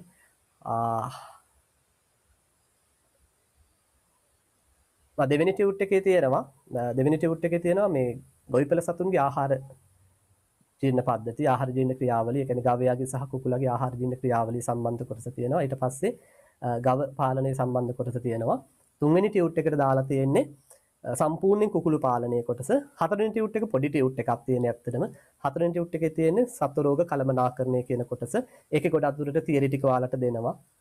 පැහැදිලි කිරීම විතරයි කරන්නේ. එතකොට ওই විදිහට තමයි මේ සත්ව පාලනයේ පාඩම කෙරීගෙන යන්නේ. පළවෙනි ටියුට් එක, දෙවෙනි ටියුට් එක, තුන්වෙනි ටියුට් එක තමයි ටිකක් ලොකු. ඇත්තටම තුන්වෙනි ටියුට් එක තියෙන්නේ. හතරවෙනි ටියුට් එක තියෙන්නේ ටිකක් කුඩා ටියුට් එකක්. ඒ විදිහට තමයි මේක බෙදලා හදලා තියෙන්නේ. එතකොට ඉදිරියේදී අපි ඒ ටික ඒ විදිහට සාකච්ඡා කරගෙන යනවා. රයිට්. එතකොට මම මේ කිව්වේ මොලැසස් ගැන කිව්වා ඔන්න උක්කර්මාන්තයේ අතුරුඵලයක්. ඒ වගේම ඔයාලා දන්නවාද අපේ රටේ ප්‍රධාන වැවිලි භෝගයක් තමයි පොල්. එතකොට පොල් මදෙන් අපි දන්නවා මෙතන BST කරන දරුවෝ ඇති. අපි පොල් තෙල් ගන්නවා. පොල් තෙල් නිෂ්පාදනයේදී අතුරුඵලයක් විදිහට හැදෙනවා පුතේ පොල් පුන්නක්කු. එතකොට අපේ රට කියන්නේ පොල් පුන්නක්කු බහුලව තියෙන රටක් එහෙනම් අපිට සත්ව ආහාර විදිහට පොල් පුන්නක්කු පාවිච්චි කරන්න පුළුවන්. අන්න සත්ව ආහාර සුලභතාවය වැඩි නේ. එතකොට අපිට අර කෘත්‍රිම ආහාර භාවිත නැත්නම් වෙළඳ පොලේ තියෙන ආහාර මිලදී ගැනීමේ අවශ්‍යතාවය යම් ප්‍රමාණයකට හෝ අපේ රටේදී අඩු කර ගැනීමේ හැකියාවක් තියෙනවා. ඒක තමයි ඔය කියන්නේ. ඊළඟට සත්ව නිෂ්පාදන සඳහා හොඳ වෙළඳ පොලක් තියෙනවා. ඔව්. දැන් මෙහෙමනේ පුතේ. දැන් මේ බලන්න මම ඔයාලට ප්‍රස්තාරයකින් මේක චුට්ටක් පැහැදිලි කරන්නම්. හොඳට බලා ගන්න. මම ඔයාලට මේ කෑල්ල කතා කරලා විනාඩි 5ක බ්‍රේක් එකක් දෙන්නම්. 5ක 10ක විතර කම්මැලි ඇති නැත්නම් එක දිගට අහගෙන ඉද්දී. හරි. දැන් අපේ රටේ සත්ව නිෂ්පාදන සඳහා ඉල්ලුම ගත්තොත් මේ විදිහට ඉල්ලුම ශීඝ්‍රයෙන් වැඩි වෙනවා පුතේ. හරි. ඉල්ලුම ශීඝ්‍රයෙන් වැඩි වෙනවා. අපේ රටේ සත්ව නිෂ්පාදනය ගත්තොත් ඒකත් වැඩි වෙනවා. හැබැයි අර මට්ටමට නෑ. ඒතර ඔයාට පේනවා මේ තියෙන පුතේ ඉල්ලුම, මේ තියෙන සැපයුම. එතකොට ඉල්ලුම සහ සැපයුම අතර මොකද්ද දැන් තියෙන්නේ? ඉල්ලුම සහ සැපයුම අතර මොකද්ද තියෙන්නේ? ગેප් එකක් තියෙනවානේ. පරතරයක් තියෙනවා. ඒ කියන්නේ නිෂ්පාදනවල හිගයක් තියෙනවා. ඒතර නිෂ්පාදන වල හිගයක් තියෙනවා කියන්නේ අපිට තවත් නිෂ්පාදනය මොකද කරන්න පුළුවන්? වැඩි කරන්න ඉඩ ප්‍රස්තාව තියෙනවා කියන එකනේ. එහෙනම් අපේ රටේ සත්ත්ව පාලන කර්මාන්තය තව දියුණු කරන්න පුළුවන්. මොකද අපිට අවශ්‍ය නිෂ්පාදනය තවම අපේ රට තුල නිෂ්පාදනය වෙන්නේ නැහැ.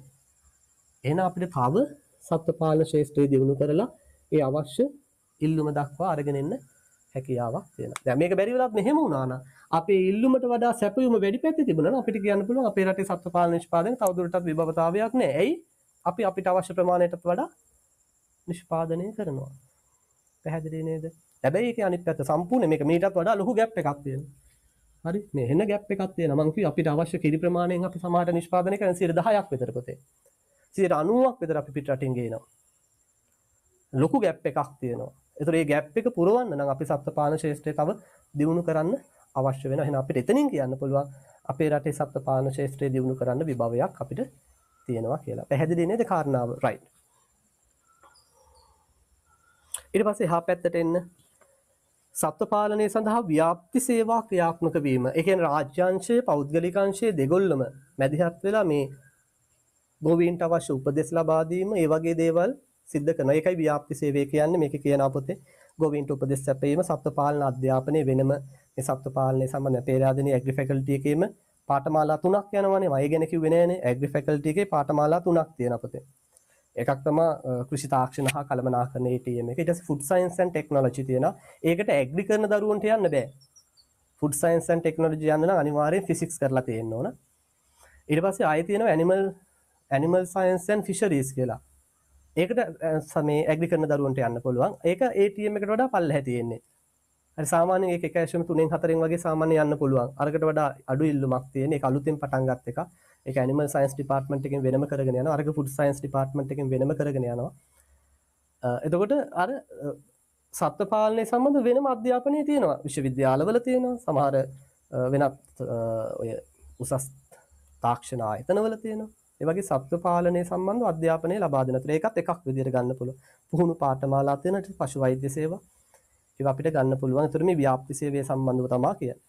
ඊළඟ සත්ත්ව පාලනයේ දියුණු කිරීමේ ඉලා පෞද්ගලික අංශය අනුග්‍රහයක වෙනමත් දීලා තියෙනවා. පෞද්ගලික අංශය අනුග්‍රහය විශේෂයෙන් අපේ රටේ සත්ත්ව පාලන ක්ෂේත්‍රයේ අවශ්‍ය වෙන උපකරණ, ඖෂධ වර්ග ඒ සියල්ලක්ම සැපයීම කරන්න පොතේ පෞද්ගලික අංශයේ මැදිහත් වීමෙන් ගොඩක් දුරට රජයේ නියාමනයක් විතරයි තියෙන්නේ. ඒ කියන්නේ රජය ඒක යම් පාලනයක් කරනවා.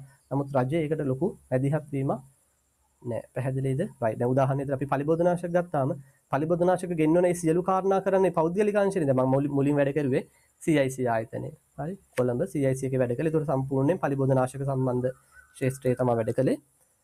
එතකොට මේ ලංකාවට පලිබෝධනාශක සම්පූර්ණයෙන් ගෙන්නන්නේ පෞද්ගලික අංශය.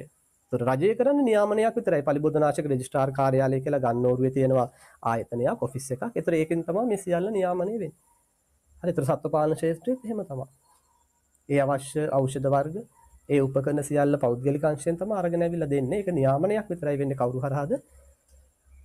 රාජ්‍යාංශය හරහා. පැහැදිලි නේද? right. ඒතර ඒ කාරණා ටික තමයි තියෙන්නේ. ඊළඟට මට ප්‍රශ්නයක් යොමු කරලාද බලමු.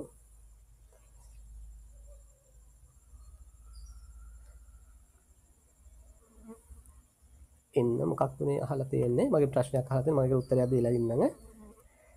සර් ඇග්‍රි බෑ. පුතේ තාම ටෙක්නොලොජි කරන අයට පේරාදෙනියේ කෝස් එකක් පටන් අරගෙන නෑ. මම ඒක කියන්නම් ඔයාලට. ටෙක්නොලොජි කරන අයට කෝස් එකක් නෑ පේරාදෙනියේ. ඒ කියන්නේ ET වේවා BST වේවා දෙගොල්ලොන්ටම තාම පේරාදෙනියේ පාඨමාලාවක් පටන් අරගෙන නෑ. ඉතින් යම් ප්‍රශ්න තියෙනවා. ඇත්තටම ඇග්‍රි ෆැකල්ටි එකෙන් එහෙම පටන් ගන්න කැමැත්තක් නෑ. දැන් අපි ගත්තොත් වයඹ කැම්පස් එකේ නම් ඇග්‍රි ෆැකල්ටි එකත් එක්ක සම්බන්ධ වෙලා ඒකාබද්ධ වගේ තමයි ටෙක්නොලොජි ෆැකල්ටි එක පටන් අරගෙන කරගෙන යන්නේ. පේරාදෙනියේ ඇග්‍රි ෆැකල්ටි එක කැමති නෑ. මන්ද එකක් සමහර විට ඒ අර ක්වොලිටි එක පවත්වා ගන්න ක්වොලිටි එක මේන්ටේන් කරගන්න අවශ්‍යතාවය නිසාද මම දන්නේ නෑ මොකද්ද හේතුව කියලා. එහෙම නැත්නම් අර යාළගේ තියෙන ඒකාධිකාරීත්වයක් පවත්වා ගන්න. දැන් පොඩි මේකක් තියෙනවනේ පේරාදෙනියේ. හරි. ඉතින් කොහොම හරි තවම නෑ. ඉතින් අනාගතයේදී සමහරවිට සයන්ස් ෆැකල්ටි එකත් එක්ක ඒකාබද්ධ වෙලා හරි මොන හරි ක්‍රමවේදයකට හරි වෙනම එහෙම නැත් මෙහෙමයි වෙනම ටෙක්නොලොජි ෆැකල්ටි එකක් හදන්න නම් පුළුවන්. ප්‍රශ්නේ තියෙන්නේ කැම්පස් එකේ ඉඩකඩ. මොකද මේක බිල්ඩින් ගොඩක් වුණොත් ඒ කැම්පස් එකේ තියෙන අපව වටිනාකම නැති වෙනවා. දැනටත් බිල්ඩින් ඔය ලෝ ෆැකල්ටි එකක් ඒ කියන්නේ ලෝ පටන් ගත්තනේ. මෙහෙමනේ දැන් ගොඩක් දුරට තියෙන ප්‍රශ්නේ දැන් කැම්පස් එකේ අවුරුදු 4ක් ඉඳලා මම දන්නවනේ කතන්දර ගොඩක්. දැන් අපි වෙනම මොකක් හරි මේ සයන්ස් එකට සම්බන්ධ කරලා ඩිපාර්ට්මන්ට් එකක් විදිහට ඕපන් කළා කියලා හිතන්නකෝ. ටෙක්නොලොජි ඩිපාර්ට්මන්ට් එක කියලා. කාලයක් යනකොට දැන් මේකේ බැච් එක ටිකක් ලොකු වෙනකොට බැච් 4ක් විතර එකට එකතු වුනහම මොකද වෙන්නේ? කට්ටිය උද්ඝෝෂණය කරන්න පටන් ගන්නවා අපිට වෙනම ෆැකල්ටි එකක් දීපියව කියලා. ඒක සාමාන්‍යයෙන් දෙයක්. ඒක මාත් දැකීමෙන් දන්නවා. දැන් ලෝ ඩිපාර්ට්මන්ට් එකක් විදිහට ආර්ට් එකේ පටන් ගත්තා. මැනේජ්මන්ට් එක ආර්ට් එකේ පටන් ගත්ත ඩිපාර්ට්මන්ට් එකක් විදිහට බැච් 4ක් විතර එකතු වෙලා ටිකක් පිරිස වැඩි වුණ ගමන් අන්න ටිකට් කරනවා උද්ඝෝෂණය කරනවා පෙළපාලි යනවා අනම්මන නේද? සෙනට් එකට ගිහිල්ලා ඒකේ උද්ඝෝෂණය කරනවා. හරි විරෝධතා දක්වනවා. එයාලට වෙනම ෆැකල්ටි එකක් හදලා දෙන්න කියලා. අති එහෙම ප්‍රායෝගික ප්‍රශ්න වලට මුහුණ දෙන්න වෙනවා. ඔහොම ඩිපාර්ට්මන්ට් එකක් විදිහට හරි පටන් ගත්තා. ඉතින් මේ එහෙම වුණොත් අහපව මේ කැම්පස් එකේ හැමතැනම ගොම්බිටි දැම්මා වගේ පුතේ බිල්ඩින් හදන්න ගියොත් ඒ තියෙන අලංකාරයට සුන්දරත්වයටත් බාධාවක් වෙනවා. කොන්ක්‍රීට් ගොඩක් වුණොත් කැතයිනේ. ඉතින් ඒ වගේ ගොඩක් දේවල් ගැන හිතලා වෙන්නේ නැති තවම පටන් ගන්න නැහැ. ඒක නිසා ටෙක්නොලොජි කරන අයට පේරාදෙනිය යන්න බෑ. ඒ වගේම මොරටු යන්න බෑ. අනිත් ඒවට යන්න පුළුවන්. අනිත් හැම එකටම යන්න පුළුවන්. කැලණියේ අලුතෙන් එකක් පටන් ගන්නවා කියලා තියෙනවා. තාම හැබැයි මේ සැරේ එකේ තිබුණේ නැහැ. ඒ කියන්නේ 2019 එකේ තිබුණේ නැහැ. 2020 එකෙත් නෑ මං හිතන්නේ. ඉදිරියේදී පටන් ගන්න විදිහ ඒ කැලණියට යන්න පුළුවන්. ඒ ටෙක්නොලොජි කරන IT කළොත් යන්න පුළුවන් කැලණියට. ICT කළොත් අර ඔයාලා දන්න නැතිනේ ICT වලට වෙනම පිරිසක් ගන්න නිසා ICT වලට යන්න පුළුවන්. කැලණිය. එහෙම නැත්නම් කැලණි BST අයට පොඩ්ඩක් යන්න අපහසුයි. අනිත් ටික ජපුර කොළඹ ඊට පස්සේ වයඹ රුහුණ රජරට සබරගමු නැගෙනහිර අග්නිදිග ඌවවෙල්ලස්ස යාපනයේ ටික ඔක්කොම ඕපන්. අර තවම කීපයක් තියෙනවා. ඒ ටික ඕපන් නෑ. අර පේරාදෙනියේ තියෙන ප්‍රශ්නේම තමයි මේ මොරටුවේ තියෙන්නේ. පොඩි ඇටැක් තියෙනවා ඉතින්. හරි. පේරාදෙනියේ පැතුණු පොඩි ඇටැක් එකක් තියෙන ටෙක්නොලොජි වලට. මොරටුවේ පැතුණුත් ETIට පොඩි ඇටැක් එකක් තියෙනවා. මොකද මොනවා වුණත් ඒ නේද? යම් ගැටුම්කාරී තත්ත්ව වගේ නිර්මාණය වෙන්න පුළුවන්. ඒක නිසා තමයි නැත්තේ. හරි. ඉතින් තාම නෑ. බලමු ඉදිරියේදී ඕපන් කළොත් හොඳයි ඉතින්. හරි. එතකොට මේ සත්ත්ව පාලන කර්මාන්තයේ නියැලීමේදී ඇතිවිය හැකි ගැටලු කීපයක් පුතේ වාගේ ටියුට් එකේ මම දාලා තියෙනවා. මම ඒ ටිකත් කියලාම පොඩි බ්‍රේක් එකක් දෙන්නම් නේද? විනාඩි 10ක විතර. රයිට්. පළවෙනි එක සත්ව ආහාර ගුණාත්මක සත්ව ආහාරවල හිගේ විශේෂයෙන් වීලි කාලයේදී පුතේ තෘණවල හිගයක් තියෙනවා. ඒ නිසාම තමයි අපි දැන් ඉස්සරහට සත්ව ආහාර ගැන කතා කරනකොට මේ තෘණ සංරක්ෂණය කළා කොහොමද වීලි කාලයට අපි සතුන්ට ගුණාත්මක ආහාරයක් දෙන්නේ කියන එක අපි ඉස්සරහට කතා කරනවා. දැනට ඔහොම මතක තියාගන්න. ඊළඟ උසස් ගොවිපළ සත්ව වර්ගවල හිගතාව. ඔව්. දැන් අපේ රටේ අපේ පරිසරයට ගැලපෙන සත්තු ඉන්න ඕන තරම්. හැබැයි එයාලගෙන් ගන්න පුළුවන් නිෂ්පාදනය ගොඩක් අඩුයි. ඒක තමයි මේ කියන්නේ පොතේ මේ උසස් ගොවිපළ සත්ව වර්ගවල හිගතාවයක් තියෙනවා. ඉතින් ඒකට දැන් විසඳුම් තියෙනවා. අපි කෘත්‍රිම සිංචන ක්‍රියාවලිය එහෙම කරලා සතුන් වැඩි දියුණු කිරීමේ ක්‍රමවලට එහෙම ගිහිල්ලා තියෙනවා. නමුත් අපිට තවමත් ඒ හිගය තියෙනවා. ඊළඟට දේශගුණික විපර්යාසවල බලපෑම. හරිද? මේ විශේෂයෙන් පරිසර උෂ්ණත්වය ඉහළ යාමත් එක්ක ඒක ඍජුව ගොවිපළ සතුන්ගේ නිෂ්පාදනයට බලපානවා. ඒක අපි වෙනම කතා කරනවා. මේකේ ඉස්සරහට මේ ටියුට් එකේම අපිට ඒ කැලේ කතා කරන්න තියෙනවා. මේ ටියුට් එකේම තියෙනවා. හරි. ඒක අද කතා කරන්නේ අපි ඒ කැලේ ඊළඟ සතියේ තමයි කතා කරන්නේ. ඊළඟට දේශගුණික විපර්යාස සඳහා දක්වන අනිත් පැත්තට දැන් මෙතන කවුරු හරි දරුවෙක් සමහර අයට මම මේ ටික කරලා තියෙනවා මගේ පන්ති සම්බන්ධ වෙන දරුවන්ට 19 වෙනි පාඩම දේශගුණ පාඩම මම හිතන්නේ මම ඒකේ නෝට් එකක් අපේ ගෲප් වලටත් දැම්මා ඔයාලට අධ්‍යයනය කරන්න. ඒත් අපි දන්නවා මේ රෝමාන්තික සතුන්ගේ පුතේ ආහාර ජීර්ණයත් එක්ක අපි ඉස්සරහට එකක් කතා කරනවා. ආහාර ජීර්ණයත් එක්ක මීතේන් වායුව පිට වෙනවා. ඒක නිසා මේ පරිසර උෂ්ණත්වය ඉහළ යන්න එහෙම නැත්නම් මේ දේශගුණික විපර්යාස සඳහා යම් ආකාරයකට රෝමාන්තික සත්ව පාලනයේ දායක වීම වෙනවා කියලා අපි කියනවා. රයිට්. ඉස්සරහට තව ඉගෙන ගමු ඔය. ඊළඟ පරිසර දූෂණය කෙරෙහි සිදුවන බලපෑම විශේෂයෙන් මෙයාලගේ අපද්‍රව්‍ය ඊට පස්සේ මෙයාලට ඔය නොයෙකුත් ඖෂධ වර්ග දෙනවනේ පුතේ ප්‍රතිජීවක ඖෂධ ඊට පස්සේ මෙයාලගේ මල ද්‍රව්‍ය වල යම් ප්‍රමාණයකට ඕවා තියෙන්න පුළුවන්. ඒතර ඒවා පරිසරයට එකතු වෙනවා සමහරට ජල ප්‍රභව වලට එකතු වෙනවා. ඒතර යම් කිසි පරිසර දූෂණ ගැටලුවක් සිද්ධ වෙනවා. ඒක නිසා සමහර විට ඔය සත්ත්ව පාලන ගොවිපලක් ආරම්භ කරනකොට මිනිස් වාසයෙන් ටිකක් දුර බැහැරව හුදකලා වුණ අයිසොලේට් වුණ ප්‍රදේශයක අපි මෙවැනි ගොවිපලවල් ඉදිකිරීම කරන්න අවශ්‍ය වෙනවා. ඒ වගේ මේ වගේ ඒ නිසි අපද්‍රව්‍ය කළමනාකරන ක්‍රමවේද අපිට යොදා ගන්න සිද්ධ වෙනවා. ඉතින් ওই ජීව වායු නිෂ්පාදනය වගේ දේවල් හරහා අපිට ඔක යම් ප්‍රමාණයකට කළමනාකරණය කරගන්න පුළුවන්.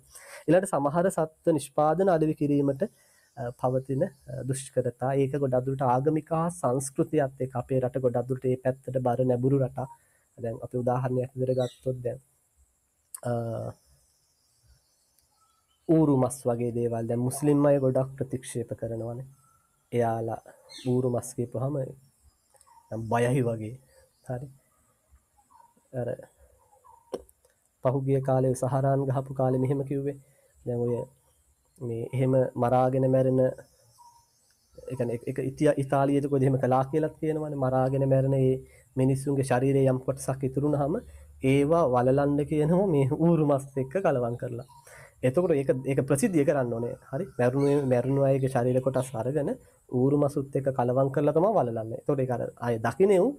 එතකොට හිතනවානේ මේ දැන් මම මැරුණත් මගේ. එතකොට එයාලා හිතනවා ඒක එයාලට අර කොහෙද උන්ගේ යනවනේ ස්වර්ගයේ හරි මොනවා හරි. අපේ නෑ නේද මෙතන මුස්ලිම් අය. හරි. එතකොට මේ ඒකට බලපෑමක් වෙනවා කියලා එයාලා විශ්වාස කරනවා. ඒක නිසා ඒතර ඒකෙන් අර මරාගෙන මැරෙන ප්‍රමාණය ඉතාලියේ සිද්ධියක්. ඒ කියන්නේ මරාගෙන මැරෙන ප්‍රමාණය ගොඩාක් අඩු වුණා කියලා කියන අරකට බයි. එයාලා හරි මෝඩයිනේ අර ඒ මිත්‍යා මත දැඩි ලෙස විශ්වාස කරනවනේ එයාලා. නේද?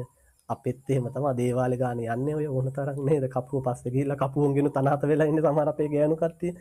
එහෙම තියෙනවා. ඉතින් ඒ ආගම් වල විතර නෙමෙයි අපේ අය සමහර ඊට වඩා මෝඩයි. නේද? සමහරවිට දැන් ළමයි නෑ. හරි.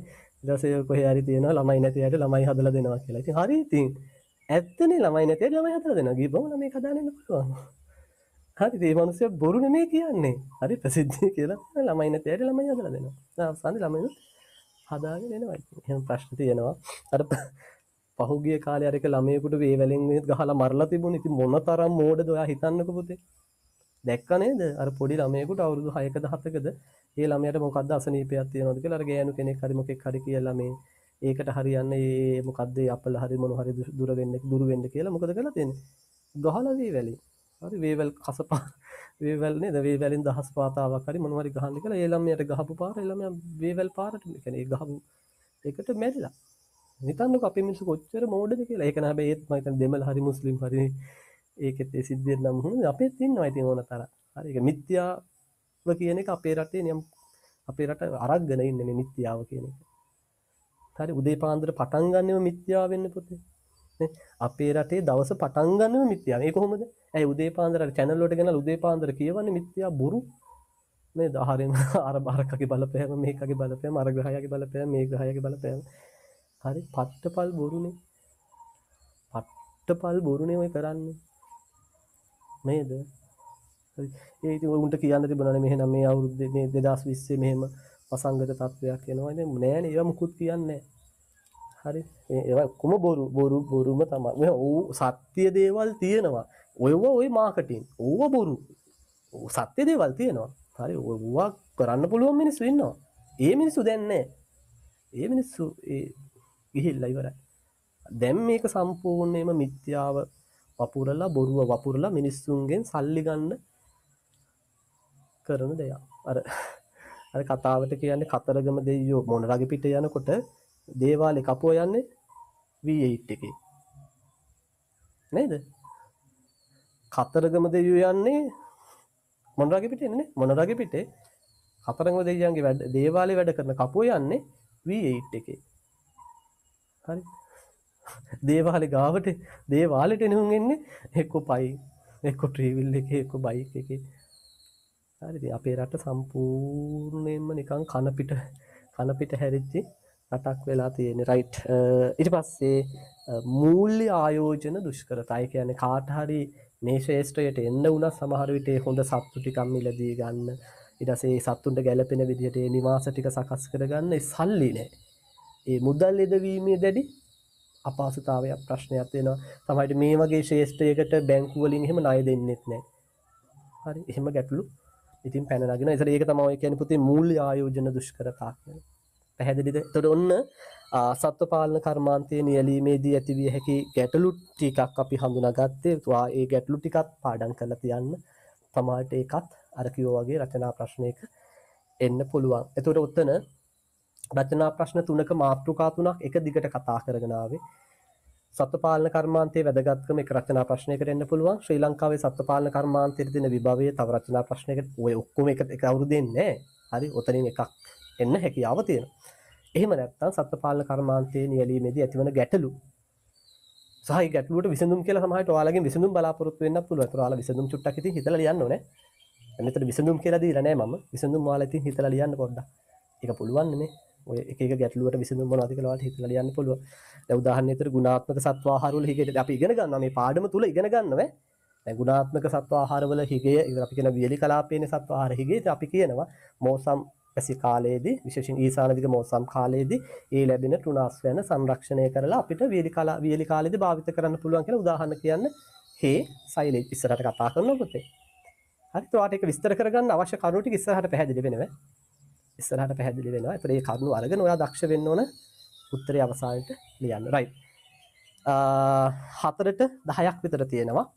4ට පටන් ගමු. විනාඩි 10ක් ඇති. වතුර ටිකක් වතුර ළඟ තියාගෙනත් ඇති. වතුර ටිකක් හරි තේ ටිකක් හරි බිල විශේෂයෙන් මම හැමදාම මගේ ක්ලාස් වෙන දරුවන්ට කියන්නේ මේ ඔන්ලයින් ක්‍රමයේදී ඔයා දැන් එක දිගට සමහරට ඔයාගේ ලැප් එකට ෆෝන් එකට ඔයා ඇහැ දාගෙන හිටියේ ඇහැ යොමු කරාගෙන හිටියේ දැන් ඔයා පැහැදිලිව විනාඩි කිහිපයක් මේ මන් දෙන විවේකයේ තුල ඔයා ඇහැ ඉවතට ගන්න ඕකේ ඉවතට අරගෙන ගහක් කොළක් දිහා මේ කොළ පාට දිහා ටිකක් දුර බලන්න ඔය එක දිගට ළඟ බලාගෙන ඉන්නකොට එහෙම ඔගේ ප්‍රශ්නයක් තියෙනවා ඔයාගේ ඇස් දෙකට හානියක් වේවි මොකද අපිට තියෙන අවයව වලින් ඉතා වටිනා කියන අවයවයක් තමයි ඇස් පේන්නේ නැද්ද අපිට වෙලා තියෙන දේ දැන් කණ්ණාඩි දානවා මහ ලොකු වයසකුත් නැහැ කැම්පස් ගිය දවස් ඉඳලා කණ්ණාඩි දානවා දැන් අවුරුදු 12කට වඩා වැඩි කාලයක් තිස්සේ කණ්ණාඩි දානවා පැහැදිලිද හරි එහෙනම් ඔයාලගේ බ්‍රේක් එක ගන්න හොඳ නැහැනේ විනාඩි 10කින් අපි පටන් ගමු